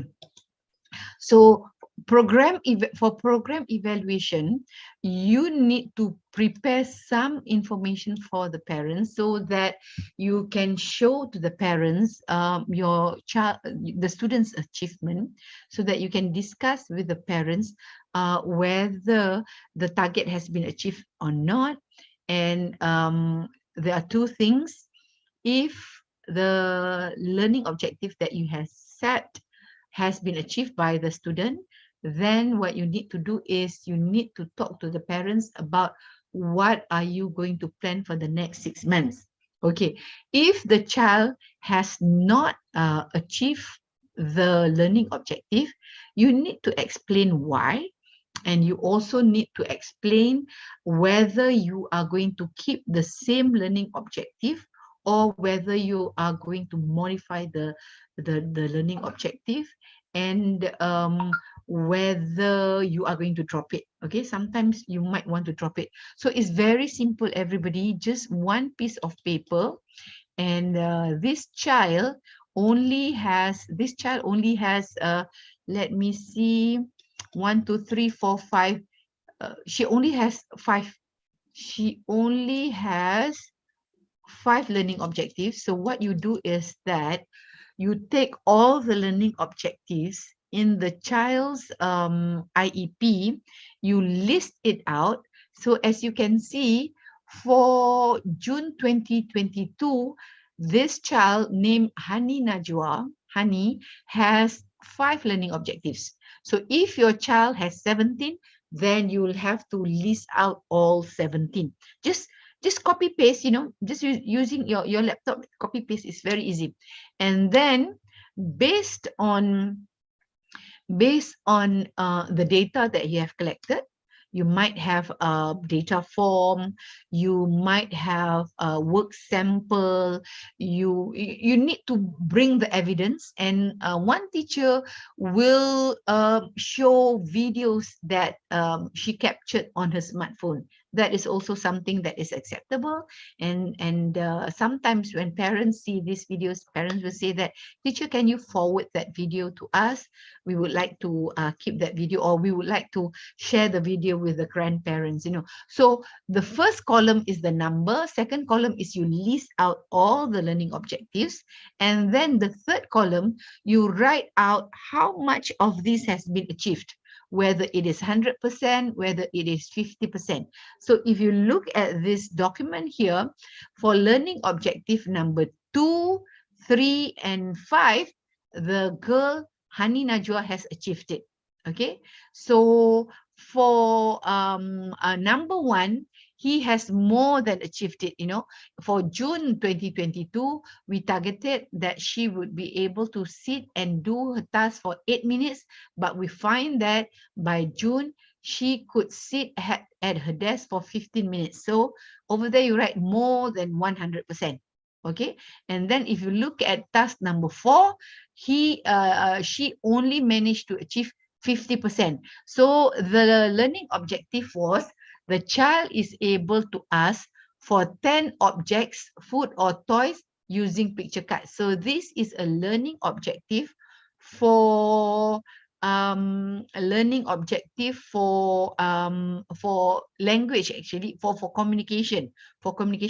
And if you are familiar, this strategy is called PECS, Picture Exchange Communication System, where you teach children to communicate their needs by using pictures. So we targeted in 6 months, she would be able to use 10 pictures to ask, to request for them. But after 6 months, she was only able to request for 10 objects. So that means her achievement is 50%. Because we have written our learning objectives in a manner where it is measurable. So for achievement, we can write the percentage. Okay. Now, after we have written the percentage, we write out what are the targets that we plan for November 2022. So most probably, the IEP meeting will be in early July. So in early July, you have described to the parents about the past objectives, whether the child has achieved it or not. And after you have finished discussing with the parents of the child's achievement, what are you going to do if it's not achieved and all that, then you need to talk about the coming 6 months objective. So for objective number 1, able to sit at a desk and complete her task for 8 minutes, the teacher has decided not to write any more learning objectives, because at that moment the child is able to sit for 15 minutes. And this is an early intervention class where the children is 4 or 5 years old. So sitting for 50 minutes at a time is good enough for a 4 or 5 years old. If the child is in secondary school, then you might want to add, you might want to continue this objective. He is now able to sit for 15 minutes. Try and see if he could sit for 30 minutes. So your objective depends, as I said, on the chronological age of the child, on the child's developmental age, and also what is your target for the child. If the child is in early intervention, then 15 minutes is more than enough. So the teacher has decided not to set any similar learning objective for sitting and completing tasks. Okay. Now, for the next one, let's have a look at the next one.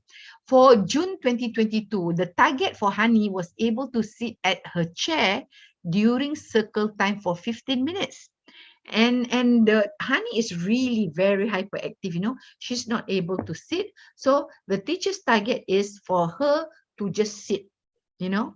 I can imagine the first month you can see the teacher running after her, holding her down to get her to sit, using the stopwatch, you know, getting her to sit. If she can only sit for 2 minutes, the teacher will try and get her to sit for 4 minutes. And then the next time, if she's able to sit for 4 minutes, then the teacher will set the targets for maybe 6 minutes. You know, teacher work hard very much. But at the same time, when she is sitting and when she is focusing, the teacher does try to get her to participate. But participating is not in her objective. It's not one of her goals. Her goal is just to sit down. And by end of June, when she is able to achieve 100% of that target, so for the next target, for the next 6 months, from July to November, the teacher wrote down, by November 2022, Hani will be able to participate in 5 activities during circle time. So do you see? That's the teacher's planning. So you need to have your planning here. So for the first 6 months, the teacher teaches the child, but collect data for being able to sit during circle time. And then the next 6 months, again, the teacher teach the same thing, but the target is for the child to be able to participate. Maybe for example, before, when you get the child to sit during circle time, people are singing the wheels on the bus go around, and the child just sit down, looking at the ceiling, looking around. But for November, the teacher has decided when friends sing songs, the child will need to join along. When friends dance, then the child has to dance as well. So the teacher has targeted 5 activities. It could be singing, it could be dancing, it could be games, it could be action imitation, and it could also be activity like the child has to go to the smart board to answer a question, or the child has to have match some pictures on the whiteboard or something like that. Okay, so that is how you go about with the evaluation bit during the IEP meeting. Okay, number 3, able to go to the toilet and carry out 5 out of 10. So the child is able to do all 5 out of 10. So he gets 100% for his achievement. So for the next 6 months, the target is for the child to be able to do all the tasks, 10 out of 10 when she goes to the toilet. Okay, right. Number 4, able to ask for 10 objects. She was only able to ask for 5 objects. So the teacher has decided to continue the same objective, because the objective has only been achieved 50%. So the teacher wants to achieve another 50%. Now, let me share with you my experience. This achievement is quite good, you know, 100%, 100%, 100%, 50%. But when you have a child whose evaluation is 20%, 30%, there's sometimes 0%, sometimes 0%, and then maybe 30%, it will be very, very embarrassing to meet with the parents. It will be very, very embarrassing.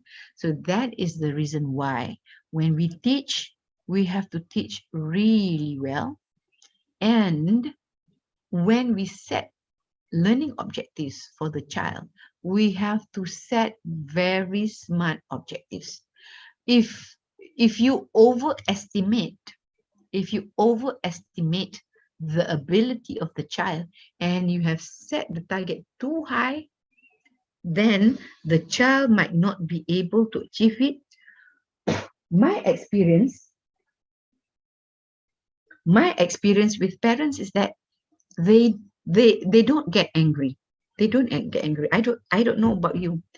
Usually when you can't help the child to achieve the target and you explain and you say that for the next 6 months, you are going to use the same target, but you are planning to try different strategy, that might appease them. That might make it okay for them. You know? So, you need to be careful when you set the learning objective. You don't want it to be too high. And that is also why when you teach and you have a teaching assistant in the classroom, you need to make sure that the teaching assistant is doing their best as well. Because if you allow the teaching assistants to just be lounging around and kids don't learn, it is you who's going to sit in front of parents and having to explain why the child has not achieved the target. Okay, so that is the reason why, if you have a teaching assistant, that is the reason why it's good to have all the learning objectives clear, so that the teaching assistant understand what you are working towards and they are able to help, you are able to give good instruction to them. This is why we say the IEP is like a blueprint. Okay, next, the last one, able to follow class routines by using visual cues independently. And she's able to do it 100%. And she's now able to follow the class routine, no problem. And the teacher has decided not to have similar learning objectives for the child. So during the first 6 months, the child have 5 learning objectives. And after 6 months, from the 5 objectives, the teacher have decided to carry on with 1 learning objective. Can you give me 1 minute? You give me 1 minute, yeah? All right.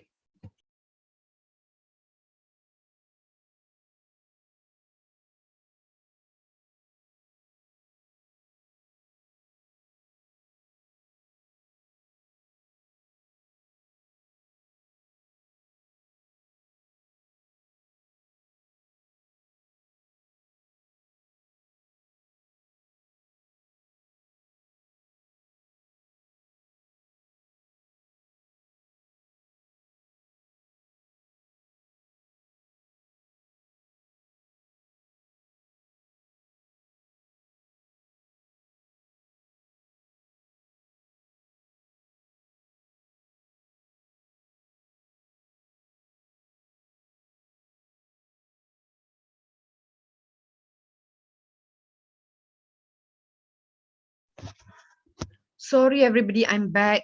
My son is not feeling well. I've given him paracetamol, but when he's not feeling well, he walks non-stop. Right, let's get back to the topic today. So in June, the child has 5 learning objectives, and from the 5 learning objectives, the teacher has decided that she will carry on with objective number 4 because it has not been achieved.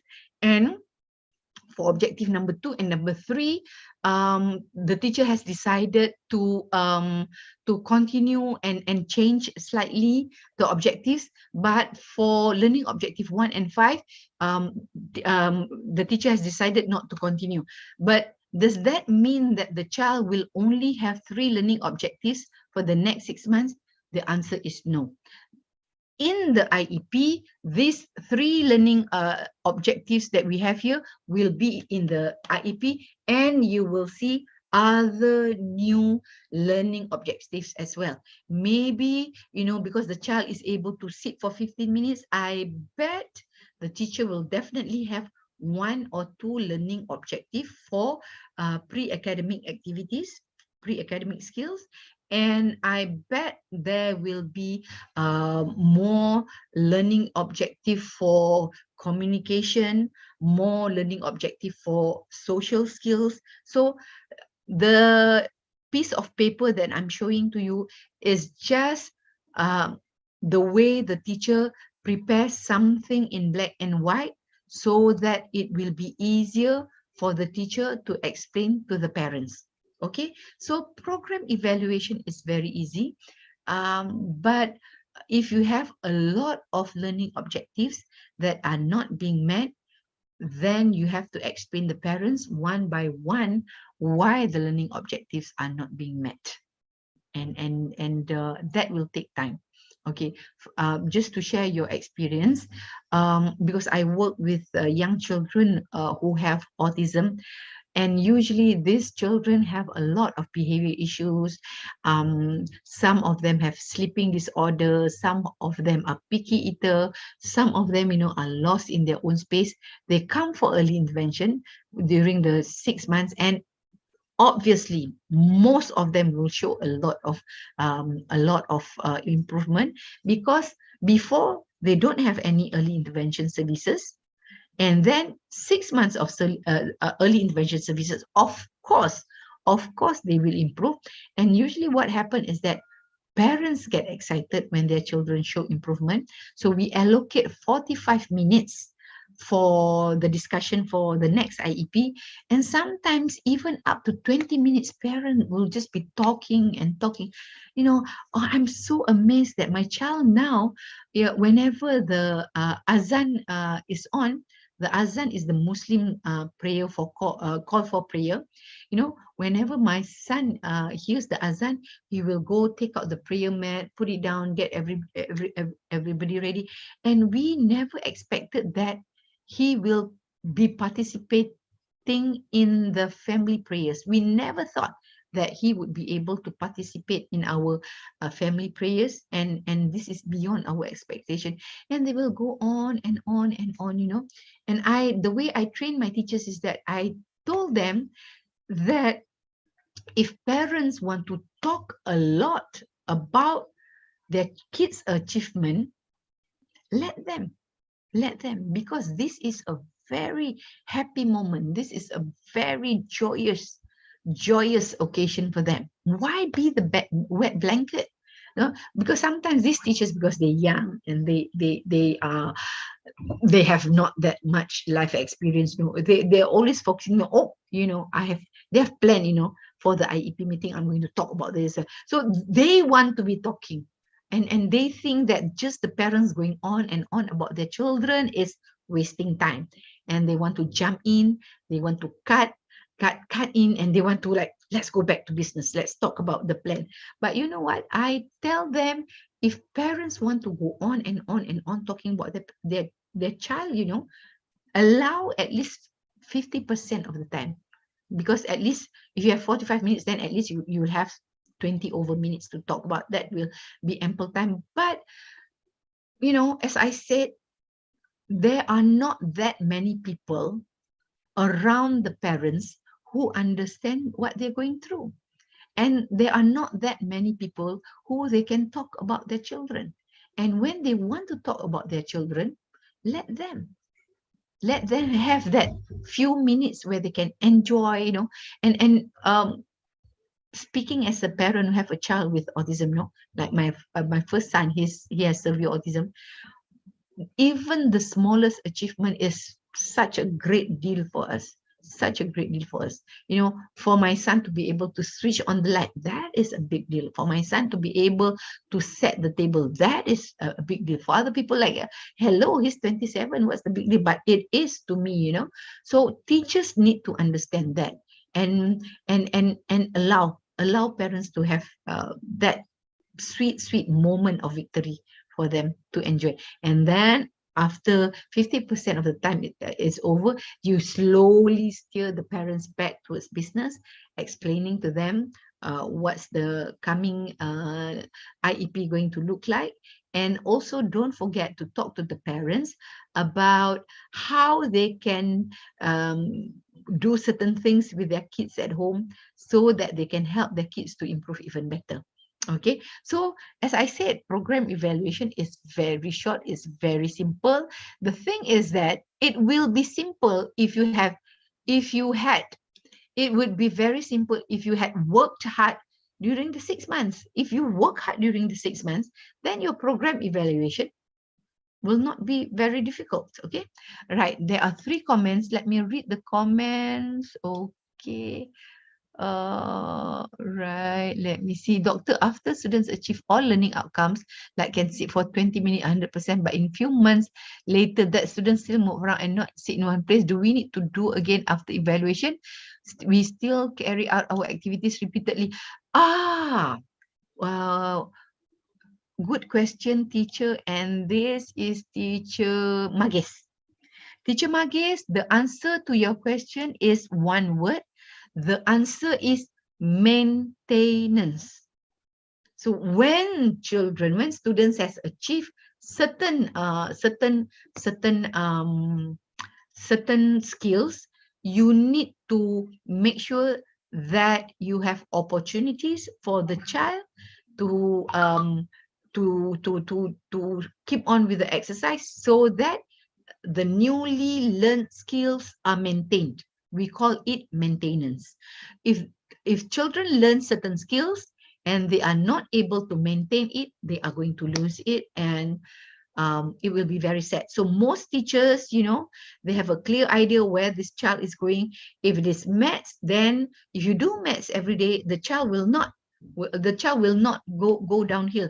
But sometimes when you have a long break, like a term break, you have like 1 week or 2 weeks break, and if parents don't do anything at home, they come back. Sometimes they do forget, but you refresh them, they'll quickly remember what they need to do. So with behavior, yeah, you do the behavior modification.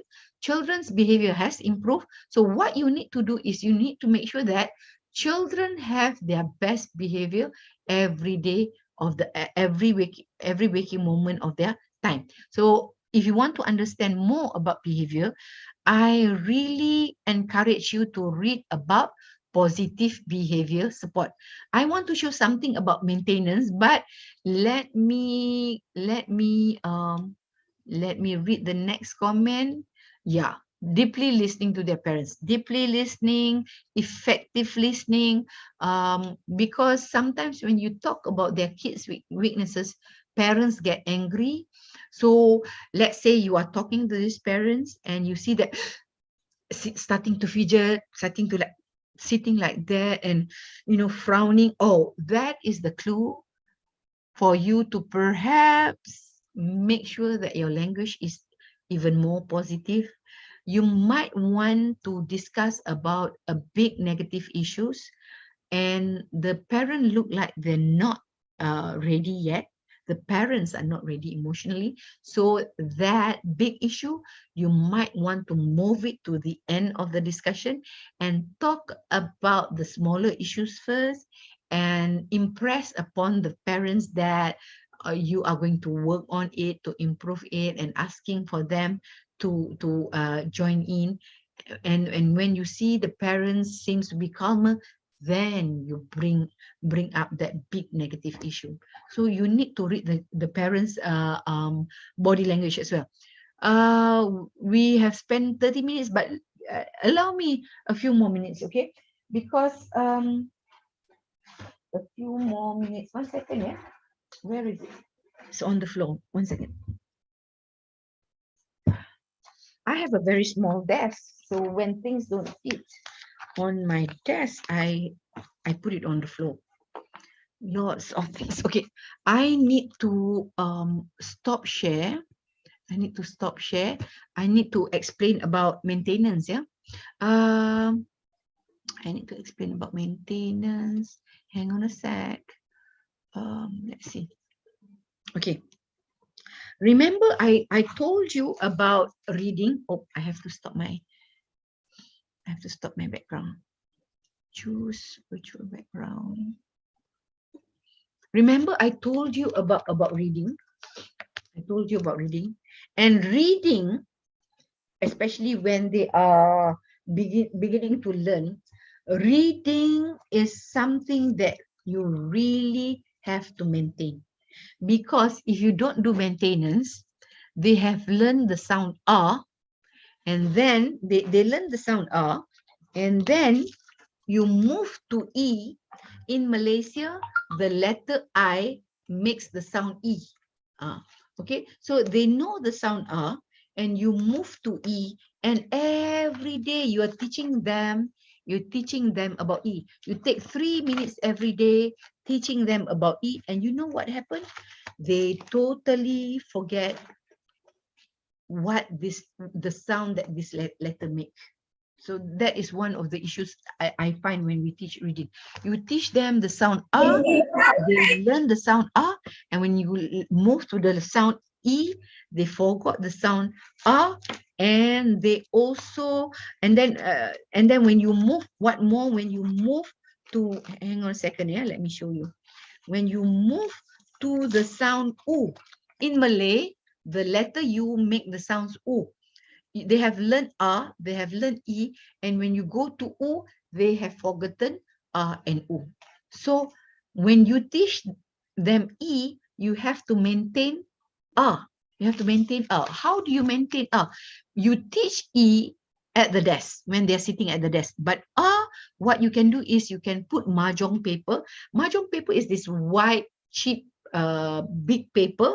You put it on the classroom wall, and then you write the letter A, a big fat letter A on the mahjong paper. And you get them to scribble and get them and encourage them to copy the letter A. Why? Because you want them to keep the knowledge of the sound in their head. And you might have games like you write R on the floor, and then you play musical chair, and when the music stops, everybody have to go stand on R. You do games, and then during break time, usually in our classroom, after teachers are giving them tasks, some kids, they work really fast. So when they work fast, teacher will prepare one table with interesting stuff that they can do, puzzles or stringing beans, or making crafts from colored paper, a lot of things. And one of the activities that teachers will put on there, maybe cards with the letter A that has been laminated, and what they need to do is they need to make Play-Doh snakes. They need to make Play-Doh snakes, and they put the Play-Doh snakes on the letter R. So you have to plan. When we talk about maintenance, teachers, you need to plan maintenance, because if you don't plan maintenance, if children lose that skill, then it will be quite sad. Okay, right. Do we have any question? Right. Okay, so if we don't have any questions, we are going to move to functional behavior assessment, because in IEP, usually if you teach children with special needs, the blind and the deaf might not have that many behavioral issues, but with learning disabilities, they do have issues. So I have prepared a short slide on functional behavior assessment. But before we move to the functional behavior assessment, do you have any question on monitoring progress, or do you have any question on program evaluation? Because we are going to change gears now. Anybody? No question? Maybe because it's the third day, everybody's tired, yeah? Okay, if you are tired, then we will move to our next slide. It is going to be on functional behavior assessment and behavior intervention plan. Okay, we'll stop because teacher Shanti has a really good question. If parents seek outside intervention, will it contradict? Sometimes it does. For example, the autism learning lab that I handle, sad to say that parents who come to us are mainly parents from the high social economic status. Because they have high social economic status, they are well educated. That's how they get to know about our lab, because our lab is in a university. So, you know, some of them, they have friends who are academicians there, maybe the grandfather was a professor there, you know. So they have a high social economic status. And most of them, apart from sending their child to the autism learning lab, they also send their child for speech therapy or for occupational therapy. So during IEP meeting, I think teachers in Thailand, teachers in Laos, teachers in the Philippines might not have this problem, but teachers in Malaysia will have this problem. Indonesian teachers will not have this problem either. I'm not sure about Brunei though. I'm not sure about Brunei, but in Malaysia, because we are very diverse.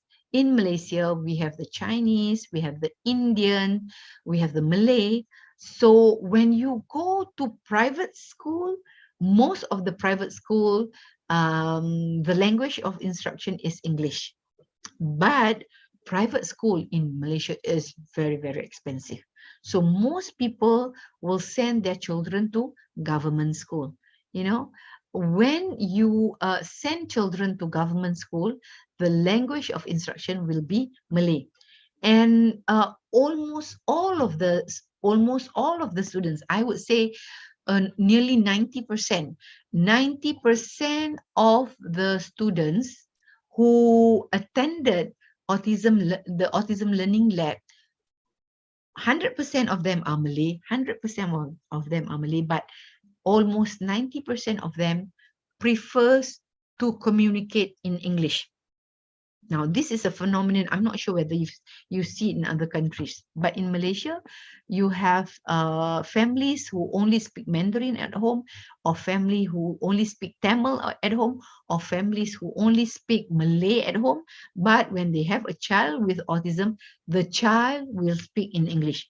And if you ask me why, I think it's because when they watch cartoon, everything is in English. When they use the tablet to play games and everything is in English, you know.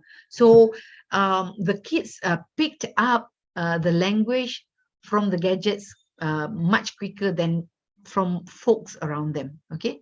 So one parent, she requested that lessons will be done in English. She's Malay, mainly because she sent her child to speech therapy, and the speech therapy insists that the therapy should be 100% be in English, because the speech therapist thought that, from her experience, is based on her experience, the speech therapist said that when you have a child with a speech disorder, when you teach them English, then they learn faster as compared to teaching them in Malay. I don't know if we have Madam Yasmin here. Suhaila, is Madam Yasmin here with us? Suhaila? If Madam Yasmin is here, can you raise your hand and I'll go and look for you? From yesterday? Yeah. Yeah. Is she here today? I don't see her, right? Her name is, yeah, we've been looking for her since yesterday, all of us, even Mr. Eddie. Okay, so there's a possibility she only attended the workshop for the first day, but not the second and the third day, okay? Right. So for some reason, I'm not a speech therapist, so I don't understand, but the boy's speech therapist said that, oh, he needs to learn how to communicate only in English. Why? Because it's easier to learn, it's easier to teach him to be verbal in English as compared to Malay. I disagree, but that's what the speech therapist say. And then the mommy comes to us and say that, doctor, can you tell your teachers, all of them, to speak only in English with my child? And I told her that, madam, I have, at that time, my third child has not been diagnosed with autism. So at that time, I only had one child diagnosed with autism, and he was 12 at that time. So I told the mother, I said that, madam, I have a son with autism, and I speak both in Malay and in English with him. He is still nonverbal, but he can understand instruction both in Malay and in English. And I don't think being bilingual would be a problem. I my opinion is I don't think being bilingual would be a problem. But to that mother, she pays a lot of money to the speech therapy. So when the speech therapy says speak to one language, she really insists that we should stick to just one language with the child. And our teachers can speak English, but most people in Malaysia, when they speak, they will mix. Sometimes you will hear them mixing Malay with English, and sometimes they'll throw in some Chinese words. Sometimes they throw in. That's just Malaysia, being multicultural. So I said that, oh, I disagree with you, but okay. But perhaps I think when she come to the lab, she found that she heard the teacher speaking in Malay and all that. So what she did was she pulled out her child from our lab, and she said that, Dr. Hasna, I'll pull my child out because I don't think the lab is a good fit to my son. I said, oh, okay, it's fine. But she didn't explain why she pulled her son out, but we suspected because of the language, So going back to Teacher Shanti's question, yes, contradict, and somehow I think teachers need to learn how to balance, how to balance. Let's say if the opinion of the center, the opinion of the service provider outside is very mumbo jumbo, teacher, don't be wishy-washy about it. Be firm about it and say that I don't think the strategy that the center is using on your child is evidence-based. Because if it is not evidence-based, then you are wasting your time, you are wasting your money, and your time, your money, your effort, you can channel it to something else. And again, with this, you need to use a lot of tact when you talk to the parents, because parents might be upset. They have spent a lot of money. Okay. When I was in Sarawak is one of the states in Malaysia. There is a center that uses NFB. What is F? No, NBF, Neuro Biofeedback. I'll type in. Have you heard of this? Neuro Biofeedback. And for short, it is, oh my gosh, I'm typing, but it's not coming out. Let me see. Neuro Biofeedback. Okay, you can see it in your chat box. And for short, they usually call it NBF, Neuro Biofeedback. And the center says that neuro biofeedback can help the child to be calmer. They're talking about hyperactive child.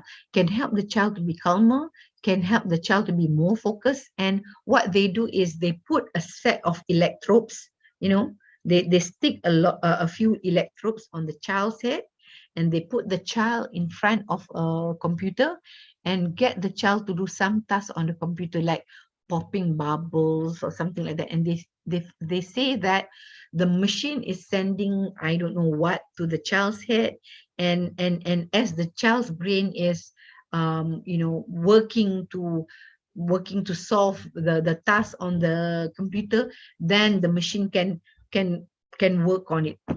You know what? This is all mumbo jumbo. This is all mumbo jumbo.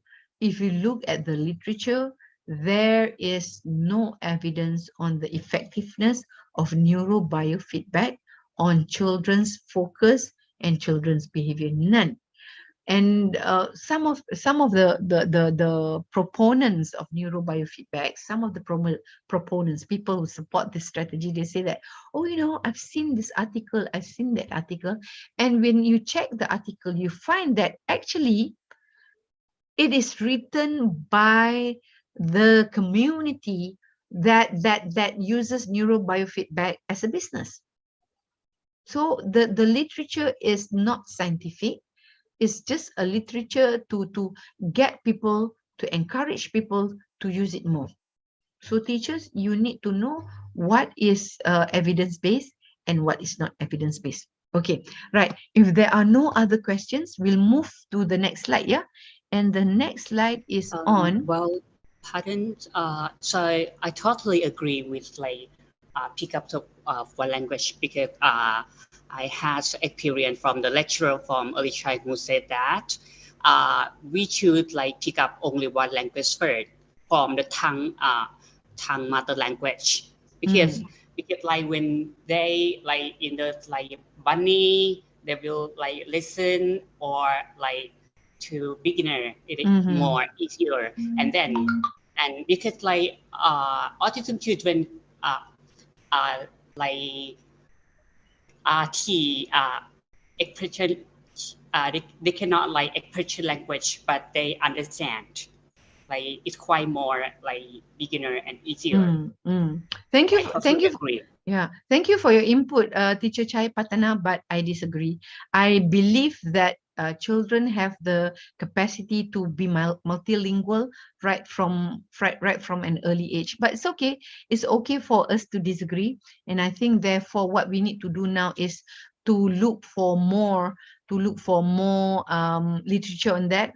Read more articles on that. But when I was working in Genius Kurnia, we have 530 children at one time, and we use multi languages, and we find that when children become verbal, they become verbal both in Malay and in English. Some words they would use Malay, some words they would use English. Well, that is my personal opinion based on my experience. If you are interested to know more about these issues, my advice is for you to go read more scientific articles about that. Okay, so these are some of the issues where parents and teachers and centers might disagree. Okay, let me go to my last slide. This will be my last slide. We stop at 1 o'clock, so we have more than ample time. If we have extra time, then what we can do is we can talk about behavior, yeah, behavior intervention plan too, right? And let's see if I can use Senatoran. ya. Dia ada dua anu ba? Ya, saya ada dua. Okay, so let's start. I'll try to use a slideshow today. We'll see how things work, okay? The reason why I'm looking at behavior is because most of the time, behavior learning objectives will be in the IEP, and teachers need to learn how to write behavior intervention plan learning goals. And you need to have a bigger picture about behavior in order to do this. And this is why I think I include this for our session today, okay? Right. So there are two ideas here. Number one is functional behavior assessment, and number two is behavior intervention plan. So the assessment should come first, or we do the assessment because we want to understand. We do the assessment because we want to understand the behavior. And when we understand the behavior, then we can plan for the intervention. So most of the time, when you talk about behavior intervention plan, you need to understand that the functional behavior assessment will come before the behavior intervention plan. There's right to find out seats, right? I am not sure. Teacher Pillai one, I'm not sure what you mean. If you can explain to me what seat is, I can respond to you. Right. Okay. So Bismillahirrahmanirrahim. See, it's stuck. For some reason, maybe there's something wrong with my computer. I cannot use slideshow. Okay, right. Before we start, I just want to remind everybody. That in your special education unit, or if you are handling an inclusive education for the unit that has a child with disability in it. And if the child display negative behavior, then number one, you need to set up a behavior intervention team. Okay, because why? Because challenging behavior cannot be handled by the classroom teacher alone. Usually, when behavior become very challenging, means it's really huge already. It's really huge, and you expect a classroom teacher to be in the classroom to teach academically and also to modify behavior. Sometimes a teacher is not able to do that. So if you don't have a behavior intervention team in your unit, then you have to suggest for a team. Just like how we have our IEP team. You need to have one IEP team for coming up with the IEPs, coming up with the strategies. The same thing goes for behavior. You need to have a behavior intervention team. Usually it's either led by the headmaster or led by the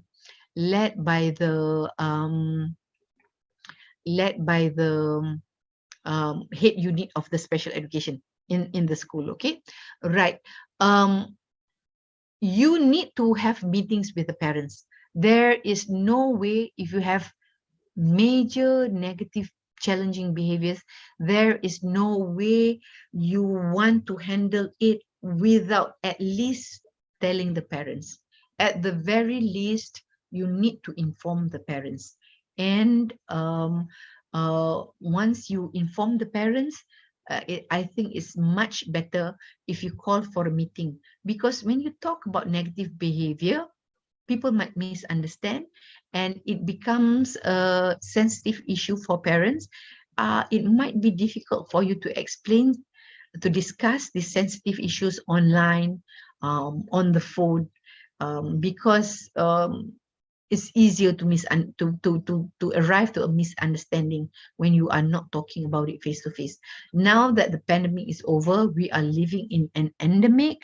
My advice to you, when it comes to a behavior, you need to discuss with the parents face to face. Okay, and when you have meetings with the parents, you need to bring your data, the data that you collected, the baseline data, and you need to explain when, why, where the behavior happens, why do you think it's happening, and what are your plans to overcome it.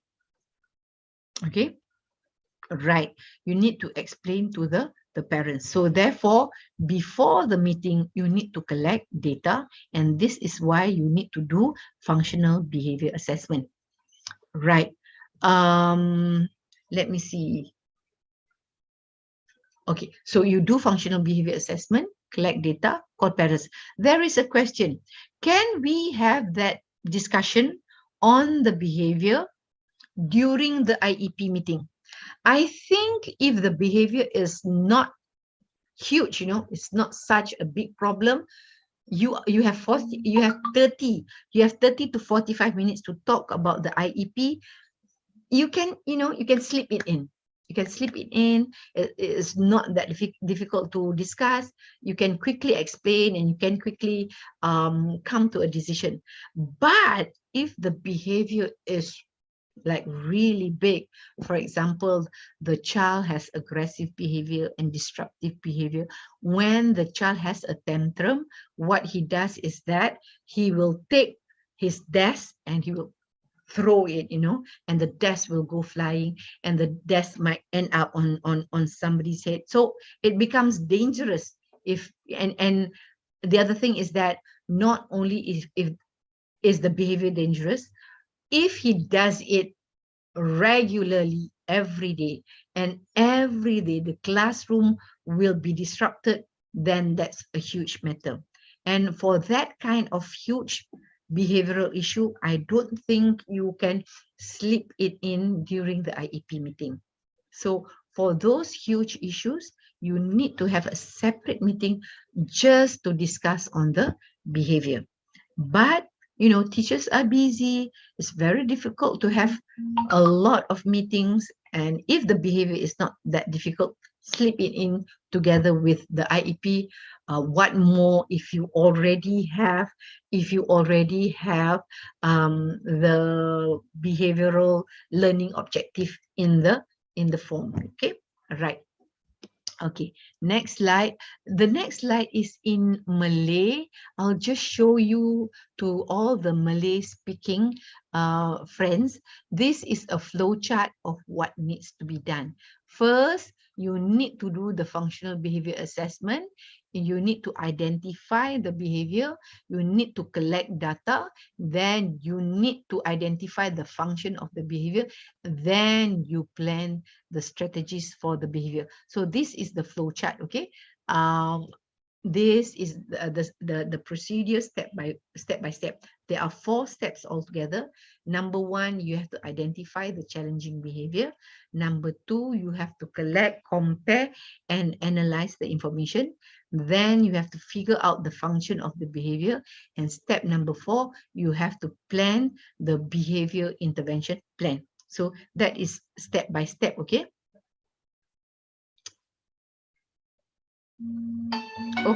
Oh, hang on a sec.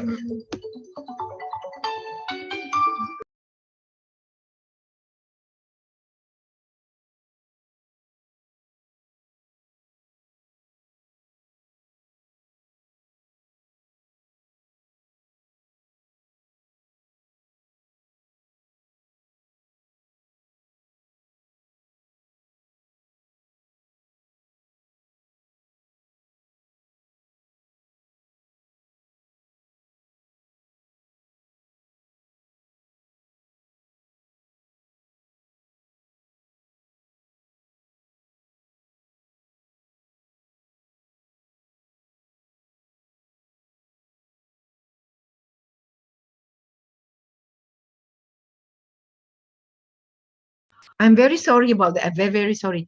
I received a phone call and the number starts with 8888. In Malaysia, if the number is 8888, the phone call is from Putrajaya. That means some government organization is trying to contact me. So I'm very sorry about that. So it was from one government organization. I thought that is important, and it was important. Sorry about that. Yeah. So first of all, we need to identify the challenging behavior, and sometimes we thought that the behavior is very, very easy to understand, but sometimes we misunderstand it. Okay, right. Let me I like to share stories. Let me share with you one story. One mother, she is a doctor. She's a medical doctor, very highly educated. So when she was in our center, her daughter is low functioning autism, and her daughter is not verbal. When the daughter first came, the daughter has a lot of behavioral issues, but we have managed to settle the behavior. So the next year, the daughter attends year 1 in a primary school. And after a few weeks, when the school began, the mother begins to get phone calls from the school saying that, madam, your child is having a tantrum. Would it be possible for you to come and pick up your child, because we are not able to control her behavior? So she said that, I'm a doctor, I can't leave my job, and my husband is an engineer, we can't leave. So she keeps getting the phone call every day. So one day she took time off from her job, and she went to visit the school, and she spoke to the teacher, and she asked the teacher,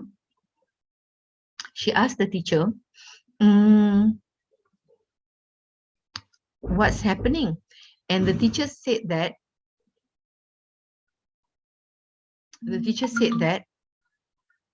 every day after recess time, when recess time is over, your child will have a tantrum. The teacher said every day we'll go to the canteen, we'll eat, and when we walk together to the classroom, the child will have a tantrum. And so the mother asked the teacher, why is my child having a tantrum? And the teacher answered, of course, because your child has autism. Now, this is a bad example. You know, I'm not pointing fingers to teachers, but when teachers make mistakes, then we need to learn from the mistakes. So the teacher's answer was, of course, because your daughter has autism. Now, this is a misconception about autism. Not all children with autism have behavior issues, and they have behavior issues not because of autism. They have behavior issues because they have problems communicating, they have problems understanding. So the mother said that, okay, my daughter is having her recess, can I just observe what's happening? So the mother observed, yeah, true enough, after recess time, while they were walking to the classroom, her daughter throws a tantrum, and she found that her daughter threw a tantrum because from the canteen to the classroom, the group will walk past the playground, the school playground. They have swings, they have everything. So what the daughter is trying to say is that I want to go to the playground. I don't want to go to the classroom. I want to go to the playground. So that's the reason why the daughter was having a tantrum. She was rolling on the ground and everything. So one of the teacher's assistant have to pick her up. And thankfully, she was only 7 years old. So the teacher is able to pick her up, and she was like that. And her tantrum got worse and worse and worse. And when they got into the classroom, the mother was observing from afar. When they got into the classroom, the girl unzipped her school bag, opened her school bag, and took out her PACS communication book. Her PACS communication book. Let me see if I have a sample here. Oh, I misplaced it. I must be teaching and I misplaced it. So for children who are not verbal, who cannot speak, what we do is that we teach them how to use PECS, P-E-C-S, Picture Exchange Communication System. And usually PECS, there's a small booklet, and we put Velcro on the booklet, and we put pictures. So when they want to communicate, for example, if they want to drink water, they'll put out a picture of a glass of water and they give to the teacher or the parents, meaning I want water. If they are hungry, if they want bread, they'll pull out the picture of bread and give it to the teacher. So this girl, 7 years old, she opened her school bag. She took out, she was crying, and she took out her PACS book, and she took out the picture of a playground, and she was giving it to the teacher. She was trying to say, I want to go to the playground. But the teacher and the assistant, they were not trained to use PACS. They don't even understand what that book of pictures are for. So the teacher's assistant took the picture, glue it back to the PACS book, take the PACS book, shove it into the bag, and zip up the bag and say that, can you be quiet, quiet, quiet? So the girl was trying to communicate. So the mother was like, oh my God, you know, the teacher and the teacher assistant were not trained to understand behavior.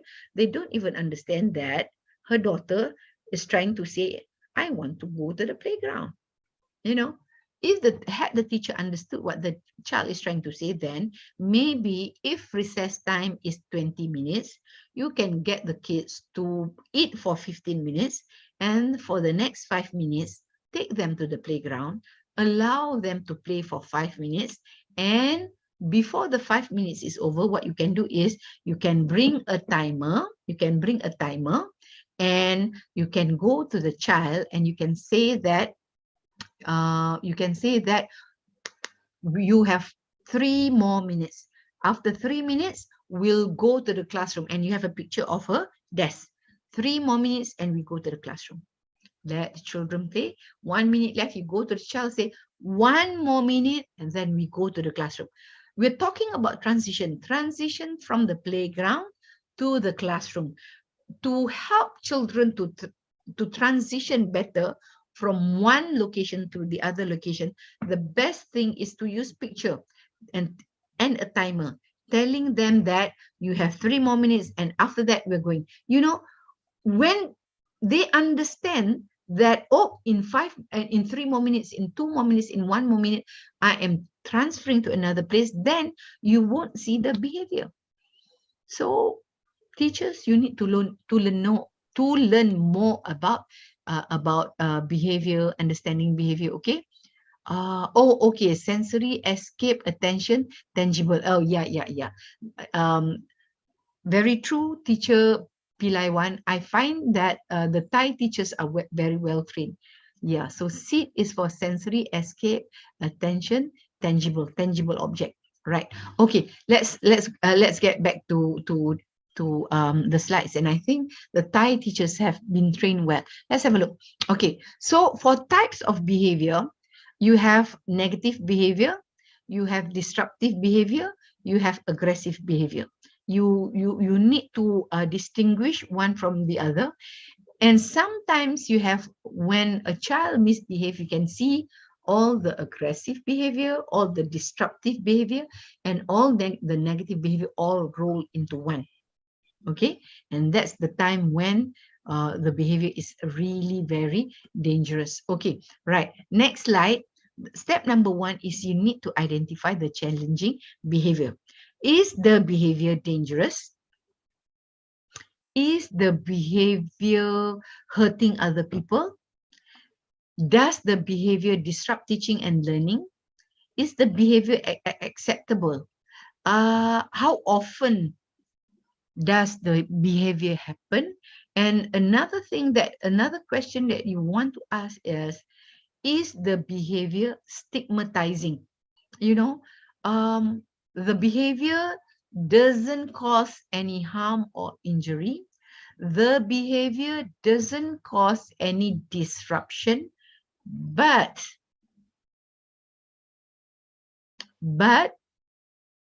it's stigmatizing to the child. I'm going to show you a very negative behavior.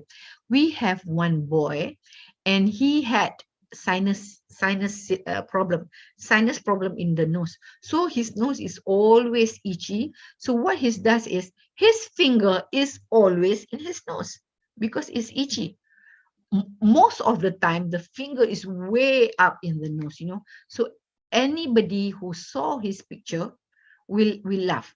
Anybody who saw him will laugh. Look at him and they will laugh because, you know, his finger is always in the nose. So, you know, he has a sinus problem, but the fact that he's constantly touching his nose, constantly scratching his nose all the way up, is stigmatizing to the child. So, you know, he's just scratching his nose, doesn't cause any problem to anybody, but he does it way too much, and we were worried that he might damage the internal organs of his nose and all that. So we spoke to the mother and we said that, could you take him to the doctor and ask the doctor, is there something that we can do, medication, or perhaps lotion, calamine lotion, perhaps anything, because even though that behavior is not disruptive, it doesn't cause any harm to anybody, it's very stigmatizing. And we thought that when the child goes to primary school, then he might be, children might be laughing at him, and you know, it might cause behavior problem. So those are the things that you need to ask. And oh, sorry, where am I? So step 2, you need to collect. So after you have identified the behavior, you need to clarify it. You cannot say that Adelia cries too loud. You have to say that Adelia, the child just now, Adelia cries every time after recess while walking to the classroom, and she will take 20 minutes to calm down. So you cannot say Adelia cries too loud. You have to describe it clearly. Adelia cries every day after recess for 20 minutes, and the cry started when we are walking back to the classroom. you have to make sure that the description of the behavior is very clear. Okay, so the next step is you have to collect information, you have to compare the data that you have collected, and you have to analyze the information. So when you want to understand behavior, we always use applied behavior analysis. Let me write it down. I think some teachers might have, oops, sorry, I want to hit another button. Some teachers might have had training in behavior intervention, but for those of you who have not had any training, let me write it down. Yeah, it is applied. It's in the chat box here, teacher. Applied behavior analysis. Oh, wait, analysis. Okay, there you go. Applied behavior analysis. Read in the chat box here. And for short, we call it ABA. Okay. When people mention ABA, you need to understand it's applied behavior analysis. And as the name says it all, you are analyzing behavior. And why do we call it applied? Because we are applying it to daily life, to the real world. Okay, applied behavior analysis. You are analyzing behavior. When you analyze behavior, there is one terminology that they talk about, and it is called ABC. ABC. What is ABC? In order to do ABA, you need to look at ABC. The first A is antecedent. Okay, antecedent. And B is for behavior. B is for behavior. And C is for consequence. C is for consequence. So you want to analyze behavior, you have to look at the behavior itself. Antecedent means what happened before the behavior, and consequent is what happened after the behavior. So that's what we need to look. And I have it here on this current slide. First, you have to look at the antecedent, which is what happens before the behavior.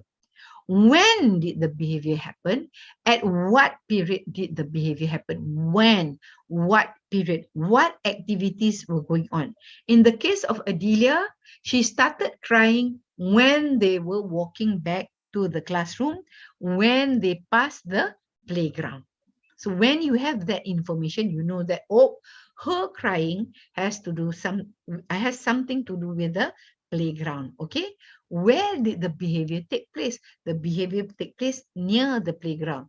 Who were there when the behavior happened? The classmates were all there. The teacher was there, and the teacher assistant was also there. So you need to have all this information because you want to understand why. Okay, next. Oh, my mouse is really not. My mouse is wonky, and I changed battery and it is still wonky. I changed mouse and it is still wonky. Okay, so that is the antecedent. Then the behavior. You have to clarify the behavior. We have discussed about antecedent. Now we have to discuss about behavior. Instead of saying Afiq hurt his friend, that is not clear enough. You have to say that Afiq pushed his friend Ali to the ground. Ali's hand was bleeding.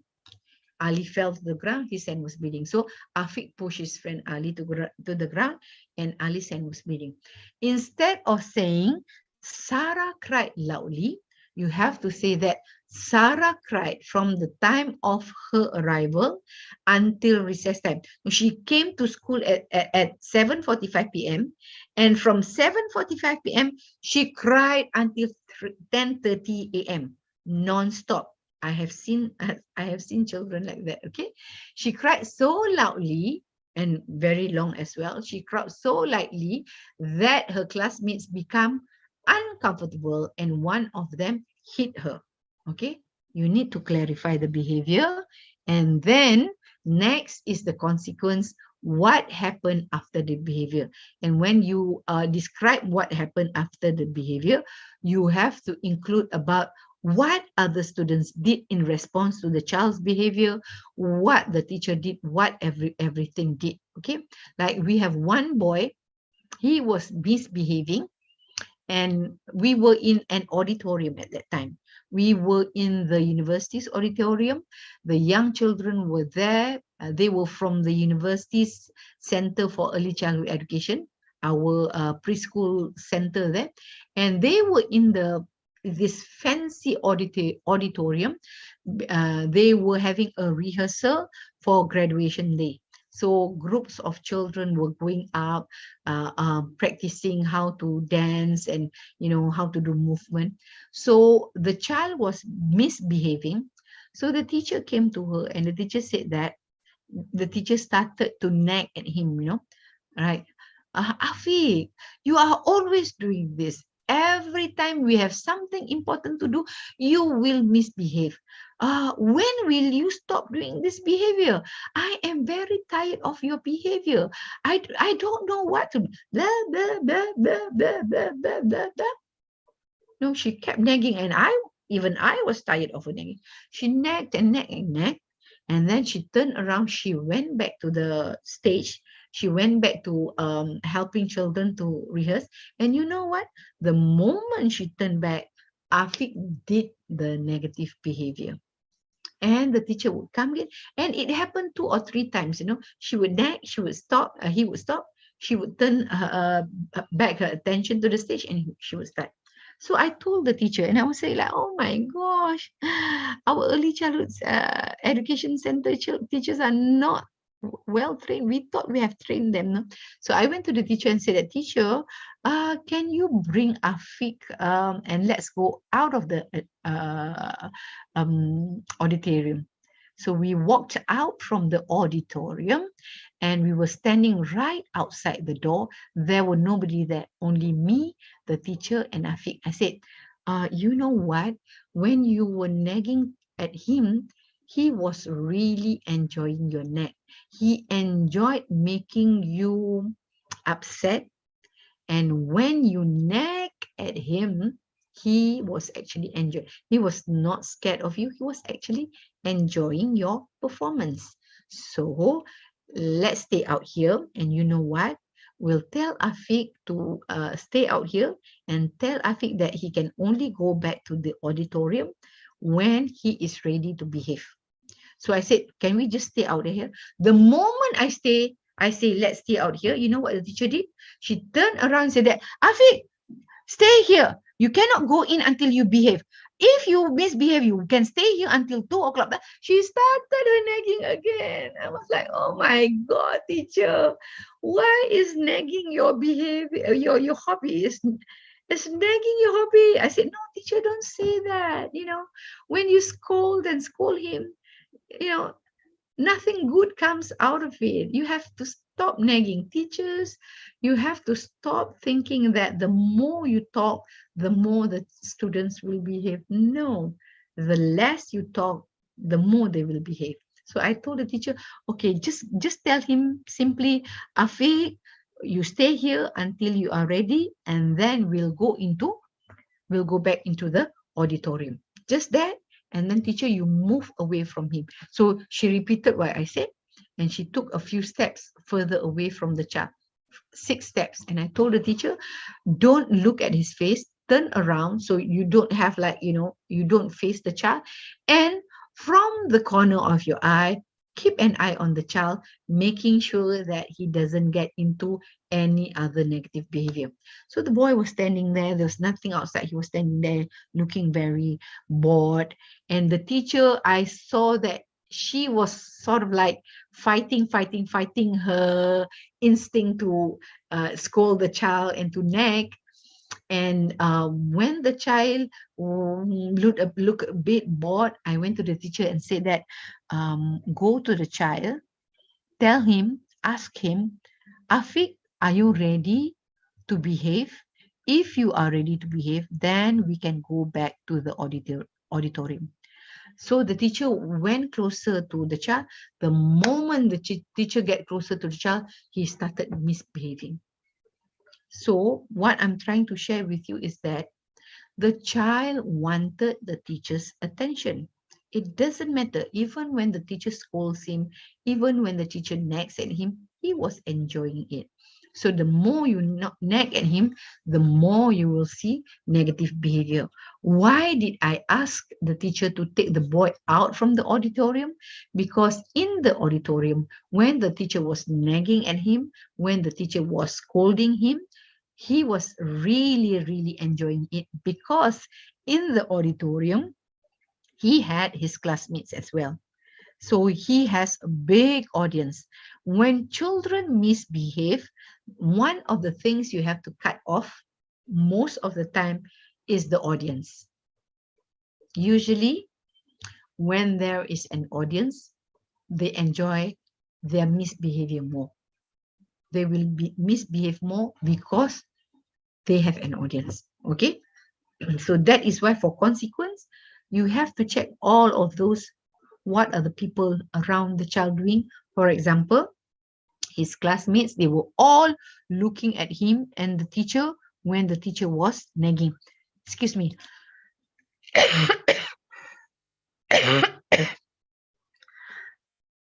Okay, right. I have to go a bit faster. I simply enjoy telling stories.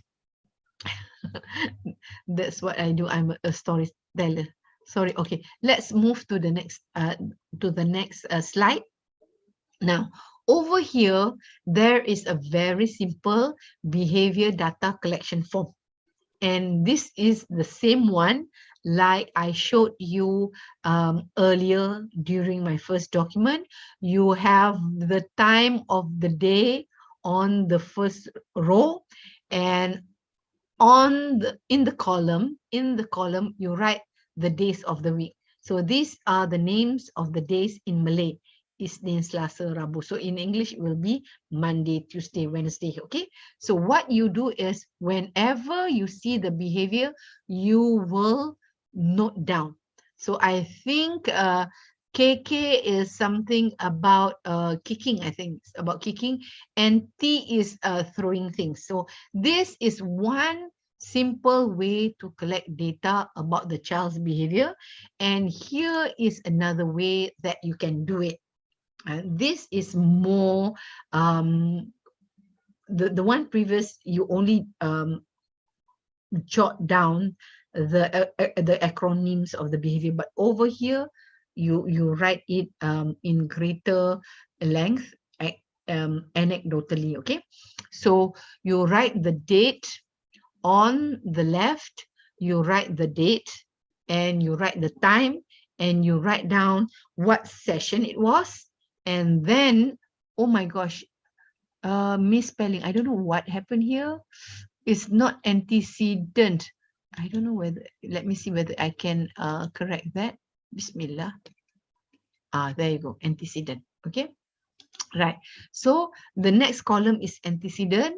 The next column after that is behavior, and the last column is consequence.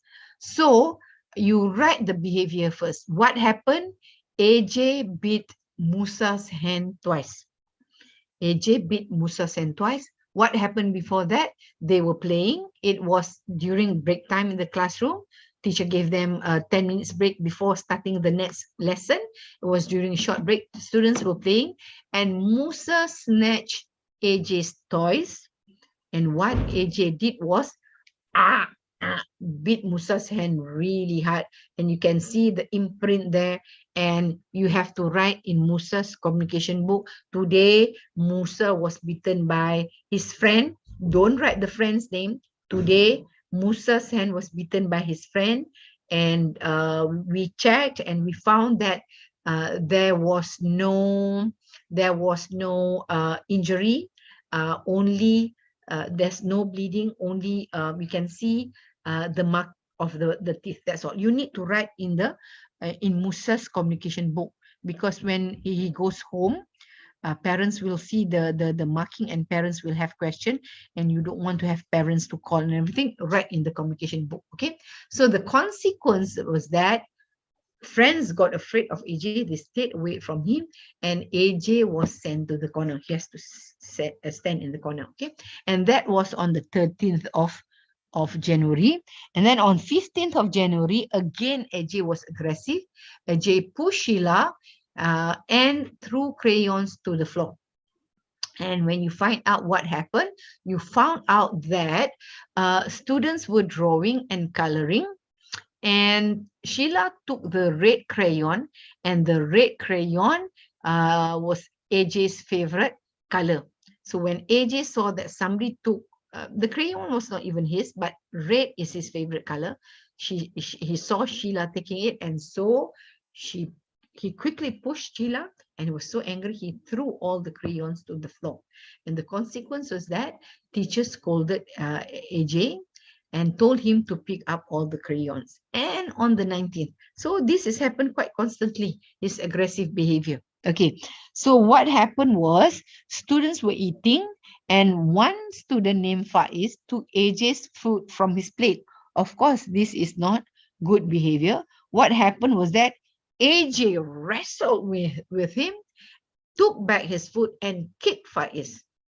You know, and again, what the teacher did, teacher pulled AJ aside and told him to eat alone at another table. So you see that this behavior, they are occurring quite regularly on the 13th, on the 15th, and on the 19th.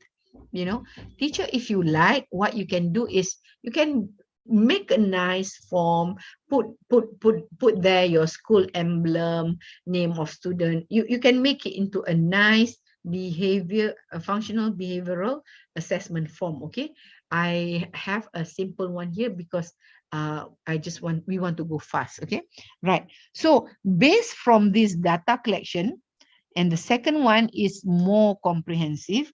Based on the data collection, then what you need to do is you need to figure out the function of the behavior. And I think this is where teacher Pilaiwan was talking about SEED, sensory, escape, attention, and tangibles. Okay, tangibles means object. So for AJ, the cause of the behavior was because he did not want to share. He did not want to share his toys. He did not want to share his food. He did not want to share his crayon. And the targeted behavior was he beat his friend, he kicked his friend, and he pushed his friend. So those are the targeted behaviors. And the function of the behavior is to avoid sharing. So you need to understand that. Okay, so let me find my cursor. Where is it? Oh my gosh, it's not there. Oh my gosh, where did it go? Right. So the next step is when you know what causes the behavior, then you need to plan behavior modification. But you know what? I'm going to put in teacher Pilaiwan's point that she shared, because I think it's good. Okay, I'll put here teacher Pilaiwan. Teacher Pilaiwan wrote SEAT. Okay. So S is for sensory, and E is to escape, and A is for attention, and the last one is for tangible. So what teacher Pilaiwan is sharing is that the function of the behavior could be the child is not comfortable. Maybe the sound of the grass cutting machine outside is too loud. The gardener is cutting the grass outside, and he has with him a very loud machine. So, you know, the child is having issues with the sound. So it could be the sensory issues that made him have his tantrum. It could be that the child has the tantrum because he wanted to escape. There was this boy, very funny story. Every time the teacher tell him, okay, Afiq, come to the desk. It's time for us to learn. The teacher will have a picture of a desk. Afiq, time to go to the desk to learn. You know what he does? He will throw up. He will throw up. He will throw up. And then when he throws up on the floor, the teacher had to stop, and the teacher had to, find the kitchen towels, scoop up the vomit, take water and take the mop, clean the floor and everything. And that will take more than 10 minutes. After everything is clean, the teacher will say, Afiq, it's time to come and study. And when the teacher call him to study, again, he will, each time the teacher call him, or the teacher take his hand to the desk to study, he will vomit. And the boy was 4 years old.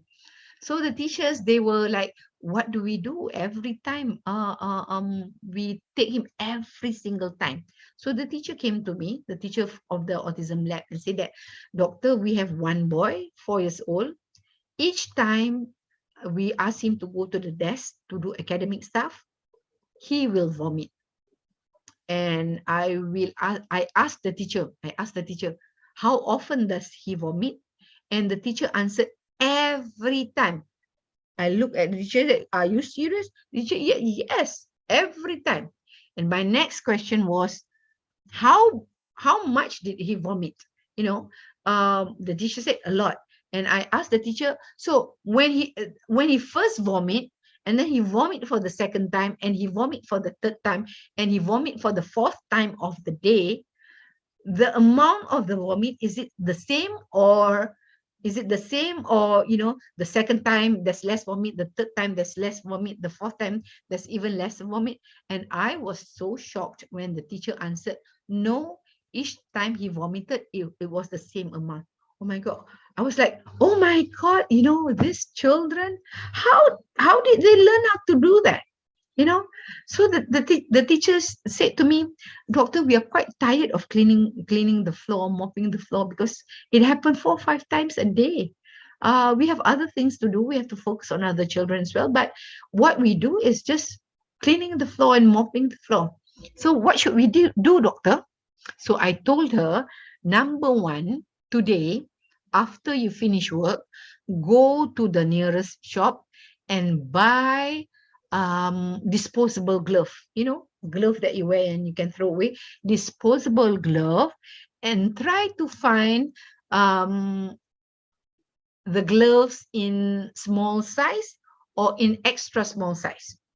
Try to find small size or extra small size, because when Afiq vomits, what I want you to do is, I want you to get the glove, put the glove on Afiq, and get him to clean the floor. Get him to clean the floor. And when I said that, the teacher looked at me and said that, doctor, are you serious? And I told her, yes, I'm serious. Doctor, serious lah? Yes, I am serious. And it didn't cross her mind, that it is appropriate to get a 4-year-old boy to clean his own vomit from the floor. I said, he's enjoying his vomit show. He vomit, you clean it, and he gets to escape. He gets to escape. That's what he wants to do. He wants to escape from the academic task. So what you're going to do now, teacher, you're not going to clean, the boy will clean. Of course, at the age of 4, he will not be able to clean. So what the teachers need to do is, the teachers need to give him full prompting or full assistance. So what the teacher need to do is put gloves on her own hands, put glove on Afiq's hand, take old newspaper and scoop the solid vomit with old newspaper and throw it in the trash can that is lined with plastic. So get him to gather all the solid first, throw it in the trash can, and then when the solid is gone, get him to hold the mop and mop the floor. And I was busy, and I only met the teacher the week after. A week after I gave her the strategy, I told her the strategy. And the next time I saw her, I said that, so is Afiq still vomiting, doctor? After a week of asking him to clean the floor, no more vomiting. No more. That was really funny, but that's true. So I told the teacher, so you see, next time, believe me when I share strategies with you. And the teacher said, oh, sorry, doctor, I really doubted your ideas. I really thought that it won't work. So the boy was trying to escape from the academic behavior. When he vomited, teacher spent time cleaning the floor, and sometimes teacher felt tired from cleaning the floor. Teacher will take some time, so he get to escape from the academic behavior. And also, one of the function of the behavior is to get attention. Remember the boy who was misbehaving in the auditorium. What he was doing was he wanted to get attention, and it becomes dangerous when children are attracted to negative attention, meaning they get attention when they do something bad. So that is why when we talk about behavior modification, there is one mantra that we always say, that is, ignore bad behavior.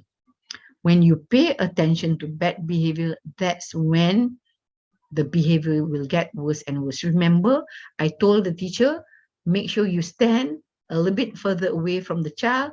Don't show the child that you are looking at him. Turn your body to the side, but you keep an eye on the child from the corner of your eye to make sure that he is not involved in negative, in dangerous behavior, and wait for him to calm down. And then only you go and ask him, are you ready to behave now? If you are ready, then we go into the auditorium. So sometimes they do it to get attention. One story about getting attention. This happened to my friend's son. At the age of 4, the child is small. When my friend takes her son to the supermarket, and in supermarket they have the aisles, right? They have the aisles, and they will be walking together down the aisle. The aisles are narrow, and sometimes when there are people coming from the other side, and the boy really like men, for some reason he only targeted men. When they are walking this way, and there's a man walking this way, and when the men get close, what was he 5? I think he was 6 at the time. You know what he did? He would reach out his hand and he would squeeze the man's genitals. Real story. He would squeeze the man, he would reach out his hand and he would squeeze the man's genital. And of course, when your genitals get squeezed, the man what happened? So to the boy, he enjoys looking at the facial response, like when he saw those faces, he thought that the men were playing with him, like when babies are young, you go, hi, kuchu, kuku. He thought that the men were doing that to him. So don't be surprised that sometimes children do negative behavior because they want attention. And you often hear of small boys pulling little girls' hair. And the reason why the small boys pull the little girl's hair is because they want attention from the girl. And tangible means object, and sometimes they have negative behavior because they want objects. And I have one student, he was really addicted to gadgets. So at home, if he sees his mom working on the laptop, he will snatch the laptop away. If he sees the dad with the tablet, he will scream at the top of his lungs.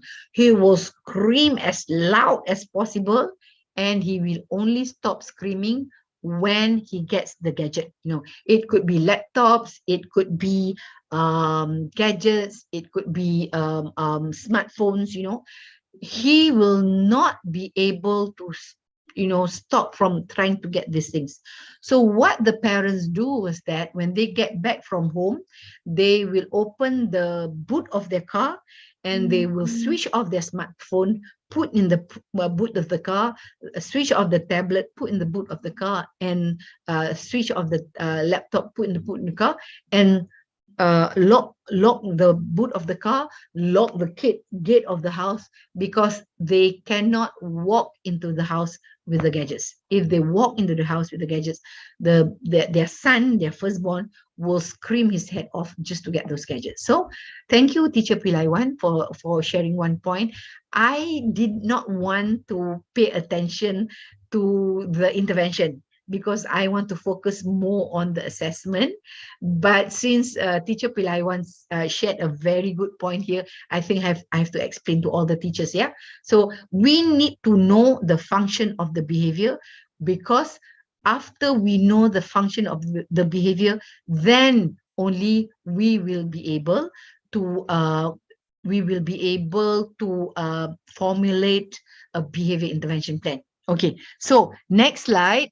Thank you, Teacher Bilawan. Right, so next slide is we need to plan behavior modification strategies, or we need to build the behavior intervention plan. Okay, so the behavior intervention plan can be comprehensive, but I just want to talk with you some of the strategies that we can do. Right, let me check. There are some questions. There's my mouse is really wonky. So let me see. Right, let me read. What is the difference between ABA and FBA? That's a very good question. Okay, ABA is the name of the field. ABA is the name of the field, and within ABA, we do functional behavior assessment. Okay, now ABA is ABA is antecedent, behavior, consequence, understanding, all that. But for functional behavior assessment, you are beginning to look at one behavior, and you scrutinize, you examine the antecedent behavior and the consequence. ABA is the big field. Okay, right, Teacher Premjit. Oh, I need new glasses, and I have been saying that for nearly 2 years. I need to spend some me time and get new glasses this weekend. Let me read. Teacher Premjit, how about students having split personality behavior? I think split, yeah?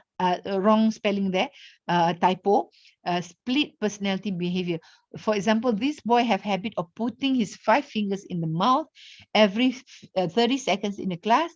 But when we discuss with his parents says he didn't have this behavior at home at all. Teacher Premjit, I'm not surprised. The Jekyll and Hyde personality, yes, I'm not surprised. We do see that. You know why they have different personality? Because the situation at home and the situation in the center is different. Let me read the whole sentence and I'll get back to my point. Okay.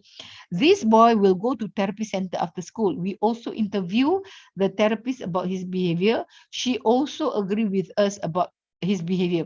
So we do more research on him. On Carnival Day we had in our school, the parents came and this boy was with his parents, and we noticed he didn't put fingers inside his mouth at all. What a nice mystery. So Teacher Premjit, can you tell me, did you manage to solve this behavior or not? Okay. Now, talking about the split personality, the same boy who likes to scream, when he wanted gadget, he's a screamer. And he can scream for hours, like, ah! He can scream from 8:30 a.m. till sometimes 12 o'clock. He can scream for a long time. 1 second, yeah. Well, excuse me. Wait, I'm trying to find who. Oh, okay. Thank you. Yeah, can you pack? Can you pack? Who did? Oh, hang on a second.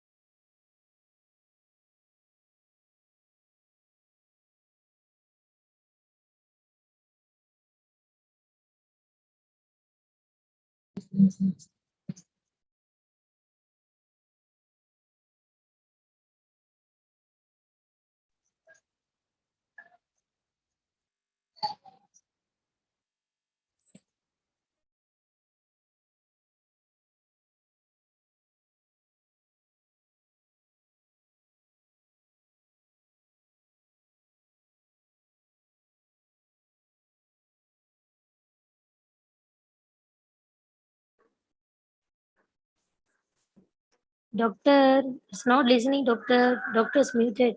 Right. Sorry. Thank you very much. Yeah, okay. I'm a little bit frazzled because my children are leaving. They're going out today. Orang muda dalam tu lah. Okay. Memang So you can hear me now, right? Okay. So the screamer, when the mom said goodbye to him, he will scream for hours. And ada PhD dia ada buat PNUC. Memanglah dahsyat lah tu PhD dia buat kat situ. Dia memang very knowledgeable person. Okay, right. Okay, so he would scream for hours, and I asked the teacher, do you know why he screams so much? Do you know why he screams so much? Actually, of course we understand, because when he's at home, when he's in the car, the mom has a very nice car, it's fully air conditioned, nice music on, and he sits in his child seat, and he has a tablet on his lap, and while the mom is driving, he plays with his game and all that. And then suddenly the car gets to the center, the car stops, and he has to go out. He has to leave his tablet, he has to leave the air-conditioned car, and he has to go into this really cramped classroom. The lab was really small and cramped. And the worst thing is that the teacher keep asking him to do things first. He has to do his exercise, he has to jump on the trampoline, he has to, so of course he has split personality, because there's so many things that he needs to do. In the car, he is just like a big boss with a tablet, having a nice time with the music, the aircon, the tablet. Okay, so I asked the teacher, okay, teacher, we need to figure out what to do, because his screaming is very loud. And we even started having children in the lab walking around like this, walking around all the time, because it's really very loud. So I asked his main teacher, okay, teacher, why do you think he screams? And the teacher answered, doctor, it depends on his mood. If he's in a good mood, he'll not scream that much. But if he has his bad mood, then he'll scream for hours. Oh my gosh, I asked her twice. After a few more days, I asked her twice, teacher, why does he scream? And she, for the second time, she gave me the same answer. So I switched the teacher. I passed the boy to another teacher, and I said that you will now be his main teacher, and please observe why he screams so much. So after a week, I asked the second teacher, why do you think he screams? And the second teacher's answer is like this: doctor, I noticed that if his mom send him to the center, he will scream very, very loud, and he will scream for a long time, even up till 12 o'clock. If his dad send him to the center, he will not scream as loud, and he will not scream as long. If his aunt send him to the center, he will just scream a little, and for not that long, not even half an hour. So you see, there are differences. And I asked the teacher, why do you think with the mom, he screams so much and he screams so long? I think it has something to do with the mom's goodbye ritual. What do you mean with the mom's goodbye ritual? When the mom sent him to the center, before the boy walks into the center, the mom will kneel down will kneel down and give him a hug and say, goodbye, Afiq, goodbye, Afiq. Be a good boy today, yeah. And kiss him on the cheeks and whatnot. Bye-bye. And then the mom say, goodbye. And the mom will take a few steps, turn around, bye-bye. Take a few steps, turn around, bye-bye. Take a two. The goodbye ritual was too long. With the aunt, the aunt will say that, hello, teacher, here's Afiq, bye. The teacher. So we found that one of the things that we needed to do was we need to tell the mom in the morning when you send Afiq, don't say too many things and have a very, very short goodbye ritual. Goodbye, Afiq, see you later. That's it. And walk away quickly. And it was difficult for the mom to do that, because in her head she thinks that she's a loving mom, and a loving mom needs to do all that. Okay. And then the strategy that we did was that the moment he comes in, the teacher will give him two picture cards. We know that he enjoys playing on the swing. So the first picture card is a picture of a swing, and the next picture card is a picture of a mop. So we're asking him, do you want to mop the floor or do you want to play with the swing? Of course, he will pick the picture of the swing, because we gave him a choice of something that he really likes and something that he really hates. Of course, he'll take the picture of the swing.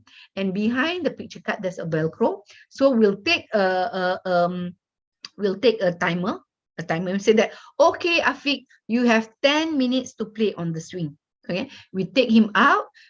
We put a Velcro somewhere up where he can't touch it. So we'll put the timer there and we'll put the picture there. Okay, Afiq, you have 10 minutes. And we leave him. And he'll be screaming all the time. He'll be screaming, ah! And even when he picked the card, he's screaming, ah! He's just natural born screamer, ah, at the top of his lungs. And he enjoys playing on the swing, so he'll sit on the swing and he'll go, ah, ah, on the swing. And the teacher will be hiding around the corner, keeping on an eye on him, because we don't want him to do something dangerous, but make sure that he doesn't know that you're watching him. So and as he screams, a butterfly will fly across. And he got distracted with the butterfly, and he will go, and the butterfly flew away, and he remembered, oh, I'm supposed to scream, and then something caught his attention, and then he remembered, I'm supposed to get, and he goes screaming, So we found that he will, on the first day, he will keep on screaming. When the timer goes off, the teacher will come with the timer and with a picture of his desk, and the teacher will say that, okay, Afiq, swinging time is over. It's time to go to the desk. And when you show him the picture of the desk, he starts screaming. So the teacher take him and he'll be screaming, and the teacher will ask him to do work. If he doesn't want to do work, the teacher will pull from him and everything. And we do that every day. The first week, the screaming decreases by a bit. By the second week, it decreases more. By the third week, fourth week, the screaming totally stops. So you do that choice of activities plus the timer, and you use visual cue and tell the mom to cut down on the goodbye ritual, because quite a number of children, their behavior are triggered by the parents, because they know they will get away with anything with the parents. So they tend to have a lot of behaviors with the parents. But in teacher Premjit's example, she's saying that no behavior with the parent, but behavior with the therapist and behavior with teachers. And teacher Premjit, I don't know whether you solved the issue or not, but if you ask me, doctor, how do we solve the issue?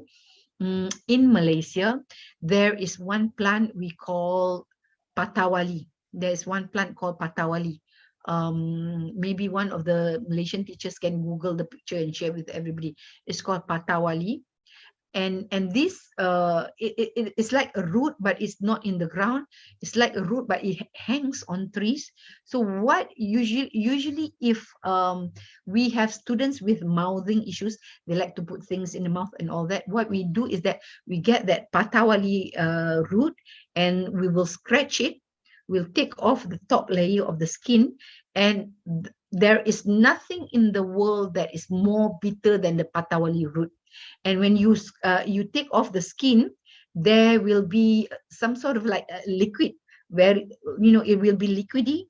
And for children who like to bite on their collar, before you put their shirt on the children, what you do is you take that patawali juice and you just spread it on the collar.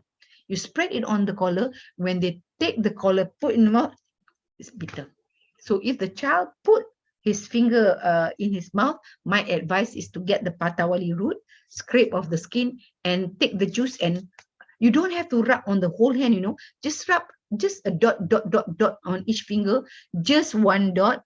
But the patawali root is really very, very bitter. Okay, so for the other countries, I think you do have that plant in your country, but I don't know what it's called. So here are some of the strategies that you can do to modify behavior. Oh my gosh, we have 15 minutes left. So that is moving children to a different location rather than putting him by the seat. Put him in the middle of the classroom if he gets distracted with the window. And for behavior, visual support is very important.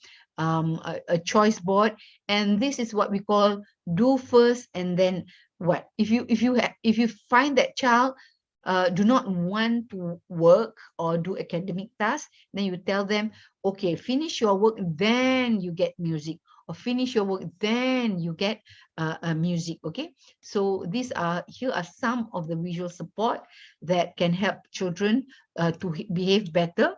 I'm sorry, teachers, I find that if I'm wrong, tell me if I'm wrong, but it is my opinion that special educators in Malaysia are not that exposed to using visual support to teaching children with special needs, especially children with autism and children with learning disability. So therefore, if you need this kind of training, one of the places where you can get the training is from the website of Genius Kunia. Genius Kunia has produced, I think, a few videos on how to modify behavior, okay? And teaching new behavior. This is a visual support to teach children to wait for their turn. So this picture says that you need to wait for your turn. Okay, so now is Aiman's turn. Now it's your turn, Aiman's turn. And then next, you have to wait. And then next is your turn again. And then you have to wait. This is one of the ways that we can do to train children how to wait. Because for some children, even typical children, waiting is difficult. Teachers, this is something that I need you to pay attention on. This is a very good behavior intervention plan. And if you can learn from this, would be very good. But if you can implement it, it would be greater. Okay, right. So this is something that I pulled from the internet. It's a behavior intervention plan, and you have the steps there. Number one,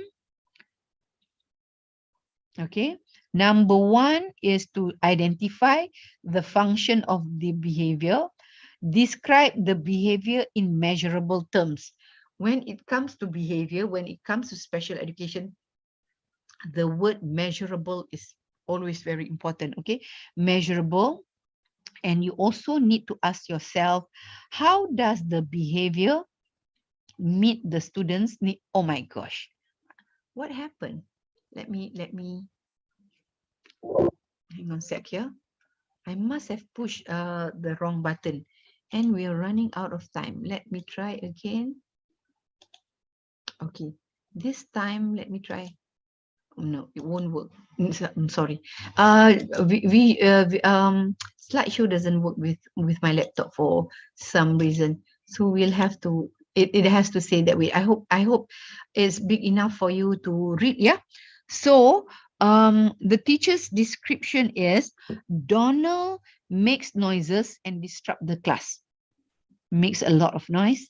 And what kind of behavior that you want Donald to do instead of making noise? So what you want Donald to do instead is to put up his hand so that he gets teacher's attention, rather than making, you want him to learn to put up his hand so that he can get teacher's attention rather than making noise and disrupting. Okay, so number 2, the replacement behavior that the teacher has identified is Donald should raise his hand and wait for the teacher to call on him.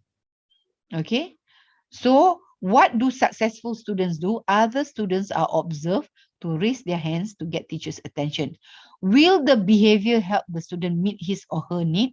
The teacher responds reliably to hand raising with her attention, meaning that if you want Donald to put up his hand to get attention, so therefore whenever he puts up his hand, the teacher needs to respond. If you teach him to put up his hand, but he put up his hand, but you did not respond, then it will not work. Donald will only learn the new behavior if the teacher respond correctly and promptly. Okay, right. Okay, next, design a teaching plan. Expected behavior. The behavior that you expect is when you here means Donald, yeah? When you are in the classroom and want to get my attention, raise your hand, wait quietly, and I'll come over as soon as possible. So how do we teach this behavior? We teach this behavior by showing example, when you want to go to the restroom, you need to put up your hand. When you want to ask a question, you need to put up your hand. When you need help with anything, you put up your hand and then teacher will respond to you. Okay, so non-examples are, right, when you are in the playground, you put up, when you want to go to the playground, you put up your hand, teacher will not allow you to go to the playground. And when you are in the restroom, if you put up your hand, that's most probably teacher will not respond to you. Okay, right. So how do we teach? Teacher demonstration, role playing, and peer modeling. For example, when a friend put up his hand and the teacher responds, and you can turn to Donald and say, see Donald, when Daniel put up his hand, he will get teacher's attention. That's exactly what you need to do. So that's how you teach the behavior. And the teacher has also wrote there a few ideas to prevent failure. Preventing failure is responding promptly and making sure that you don't have your back towards Donald, so that you are paying attention to him, at least so that you can catch when he's putting his hands up. And also visual prompt would be helpful, and also ongoing reminder whenever he speak out, then say, oh, if you want to say anything, you need to put up your hand. And I think this is a very good example of a behavior intervention plan. So I will share this PowerPoint slide with Madam Suhaila, and do have a look at this sample. Why? I think that if you look at this example and if you practice using this example, if you are not familiar with behavior intervention plan, you will learn a lot. Okay. Oh, answer from teacher Prenji. I managed to solve 80%. We use coffee powder. I was thinking of that as well. Either patawali root or coffee powder. But sometimes he put his finger yet. Okay. Yeah. So you do try the plant, and you can buy the plant from certain market. And with the coffee powder, I've had experience with that. There was one boy who liked to spit, You know, when teacher comes close to him to teach reading, especially because reading, sometimes you need to do one-to-one. So when teacher comes close to get to teach him reading, and he will just go, and it's really nasty to have somebody spit land on your face or on your clothes, you know, and the teacher will scold him. It's very rude for you to speak, and he will just you just laugh. So what the teacher did was, the teacher kept a small bowl with instant coffee powder, and whenever he spit, the teacher will take a small pinch of the coffee powder and just rub it on his lips. And that stopped it. But make sure, if you want to do something that will involve certain matters into the boy's mouth, like putting patawali juice on the fingers and all that, you need to tell the parents, and you need to get parents to agree. And whatever matter that you put on, that the child might put in the mouth, you need to check, see if the child might have allergies to those matters. Okay, but the coffee powder did work with another child. Another teacher said that she has a student who likes to spit in the classroom. I advised her to use coffee powder. She tried with the boy, and you know what? The boy enjoyed the instant coffee powder, and the boy was like, licking his lips, and going after the teacher, trying to grab the small bowl with the coffee powder because he just want to eat that. So some behavior intervention plan works with some children and some don't. For example, the coffee powder. So what you need to do is, you need to have a trial and error. If this thing doesn't work, then you have to try something else. And most of the time, if you try hard, you will be able to overcome even the most horrible behavior. We have one boy. I know time is running out. Let me see. We have 7 more minutes. We have one boy. He came to us at the age of 9.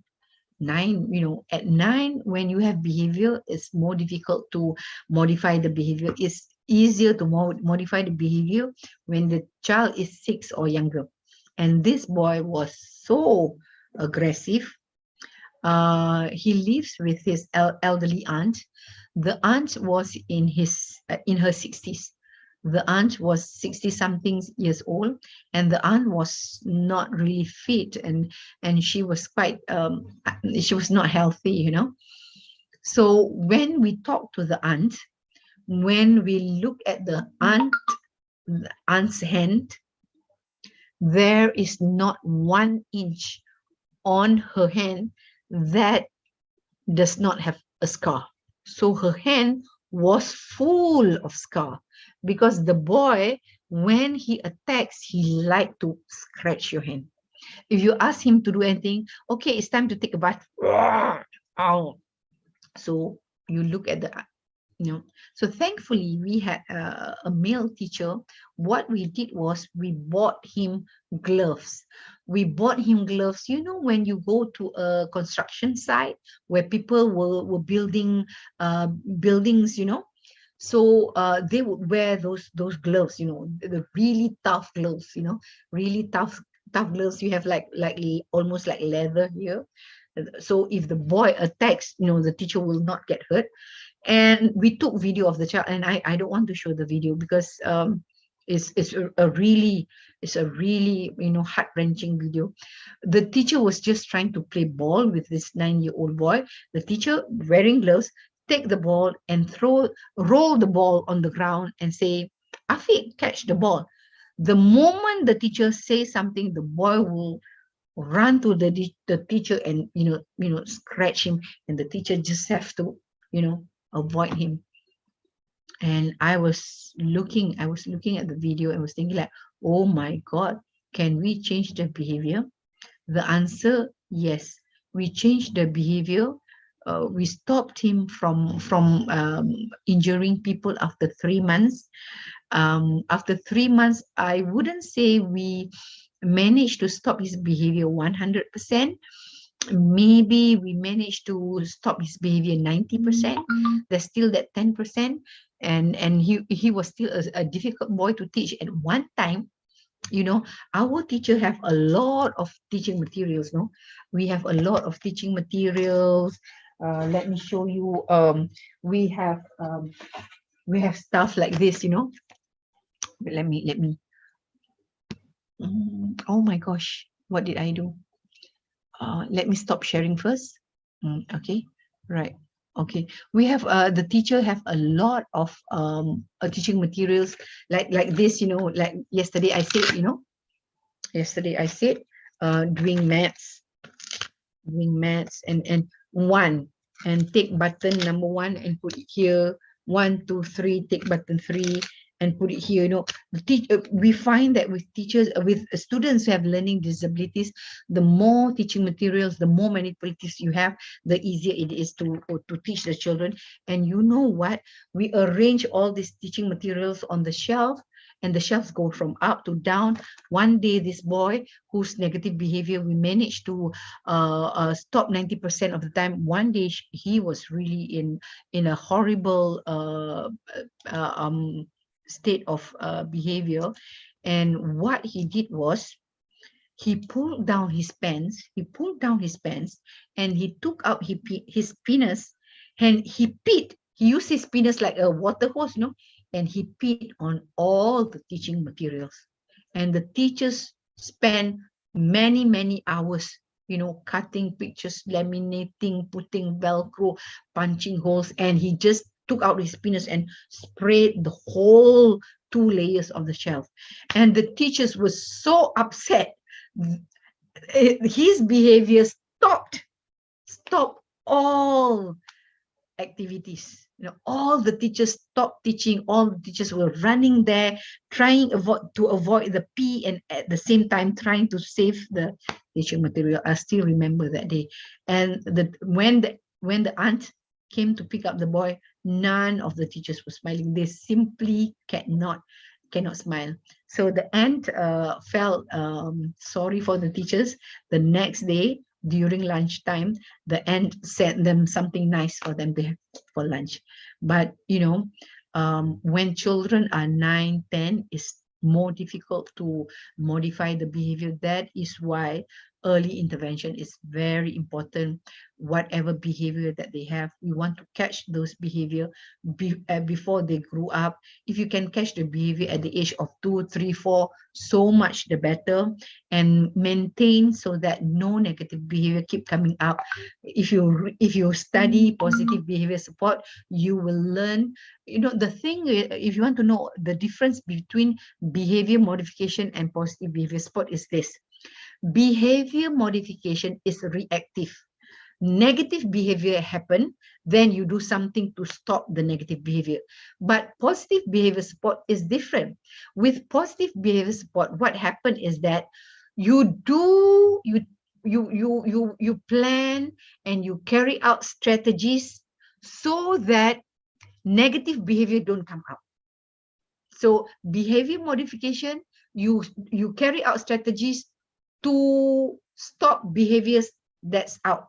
But with positive behavior support, you do plan strategies and you implement with the aim so that no negative behavior will come out. So that is why positive behavior support is something that teachers need. Okay, so we're going to stop here, but I just want to say one thing to link the slides on functional behavior assessment and behavior intervention plan.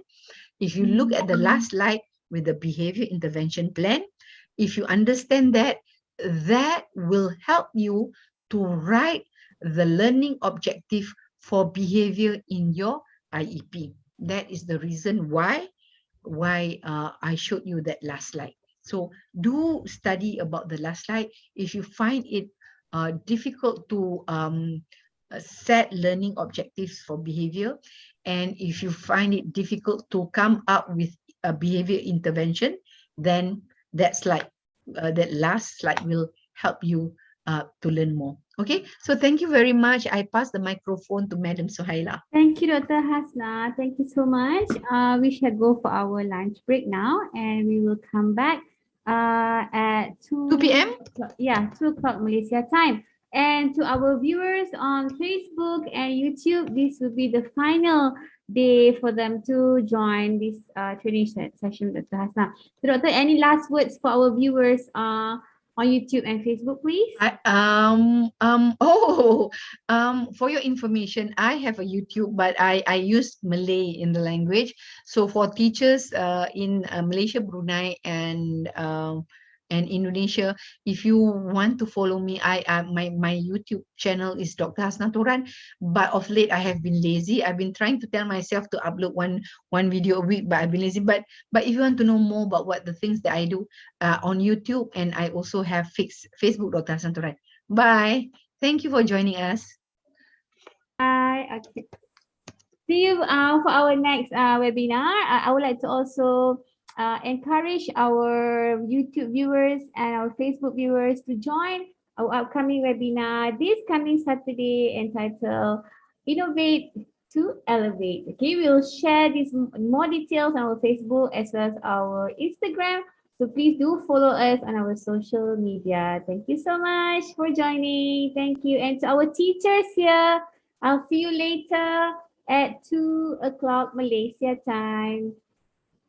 Enjoy your lunch. Take care. Assalamualaikum.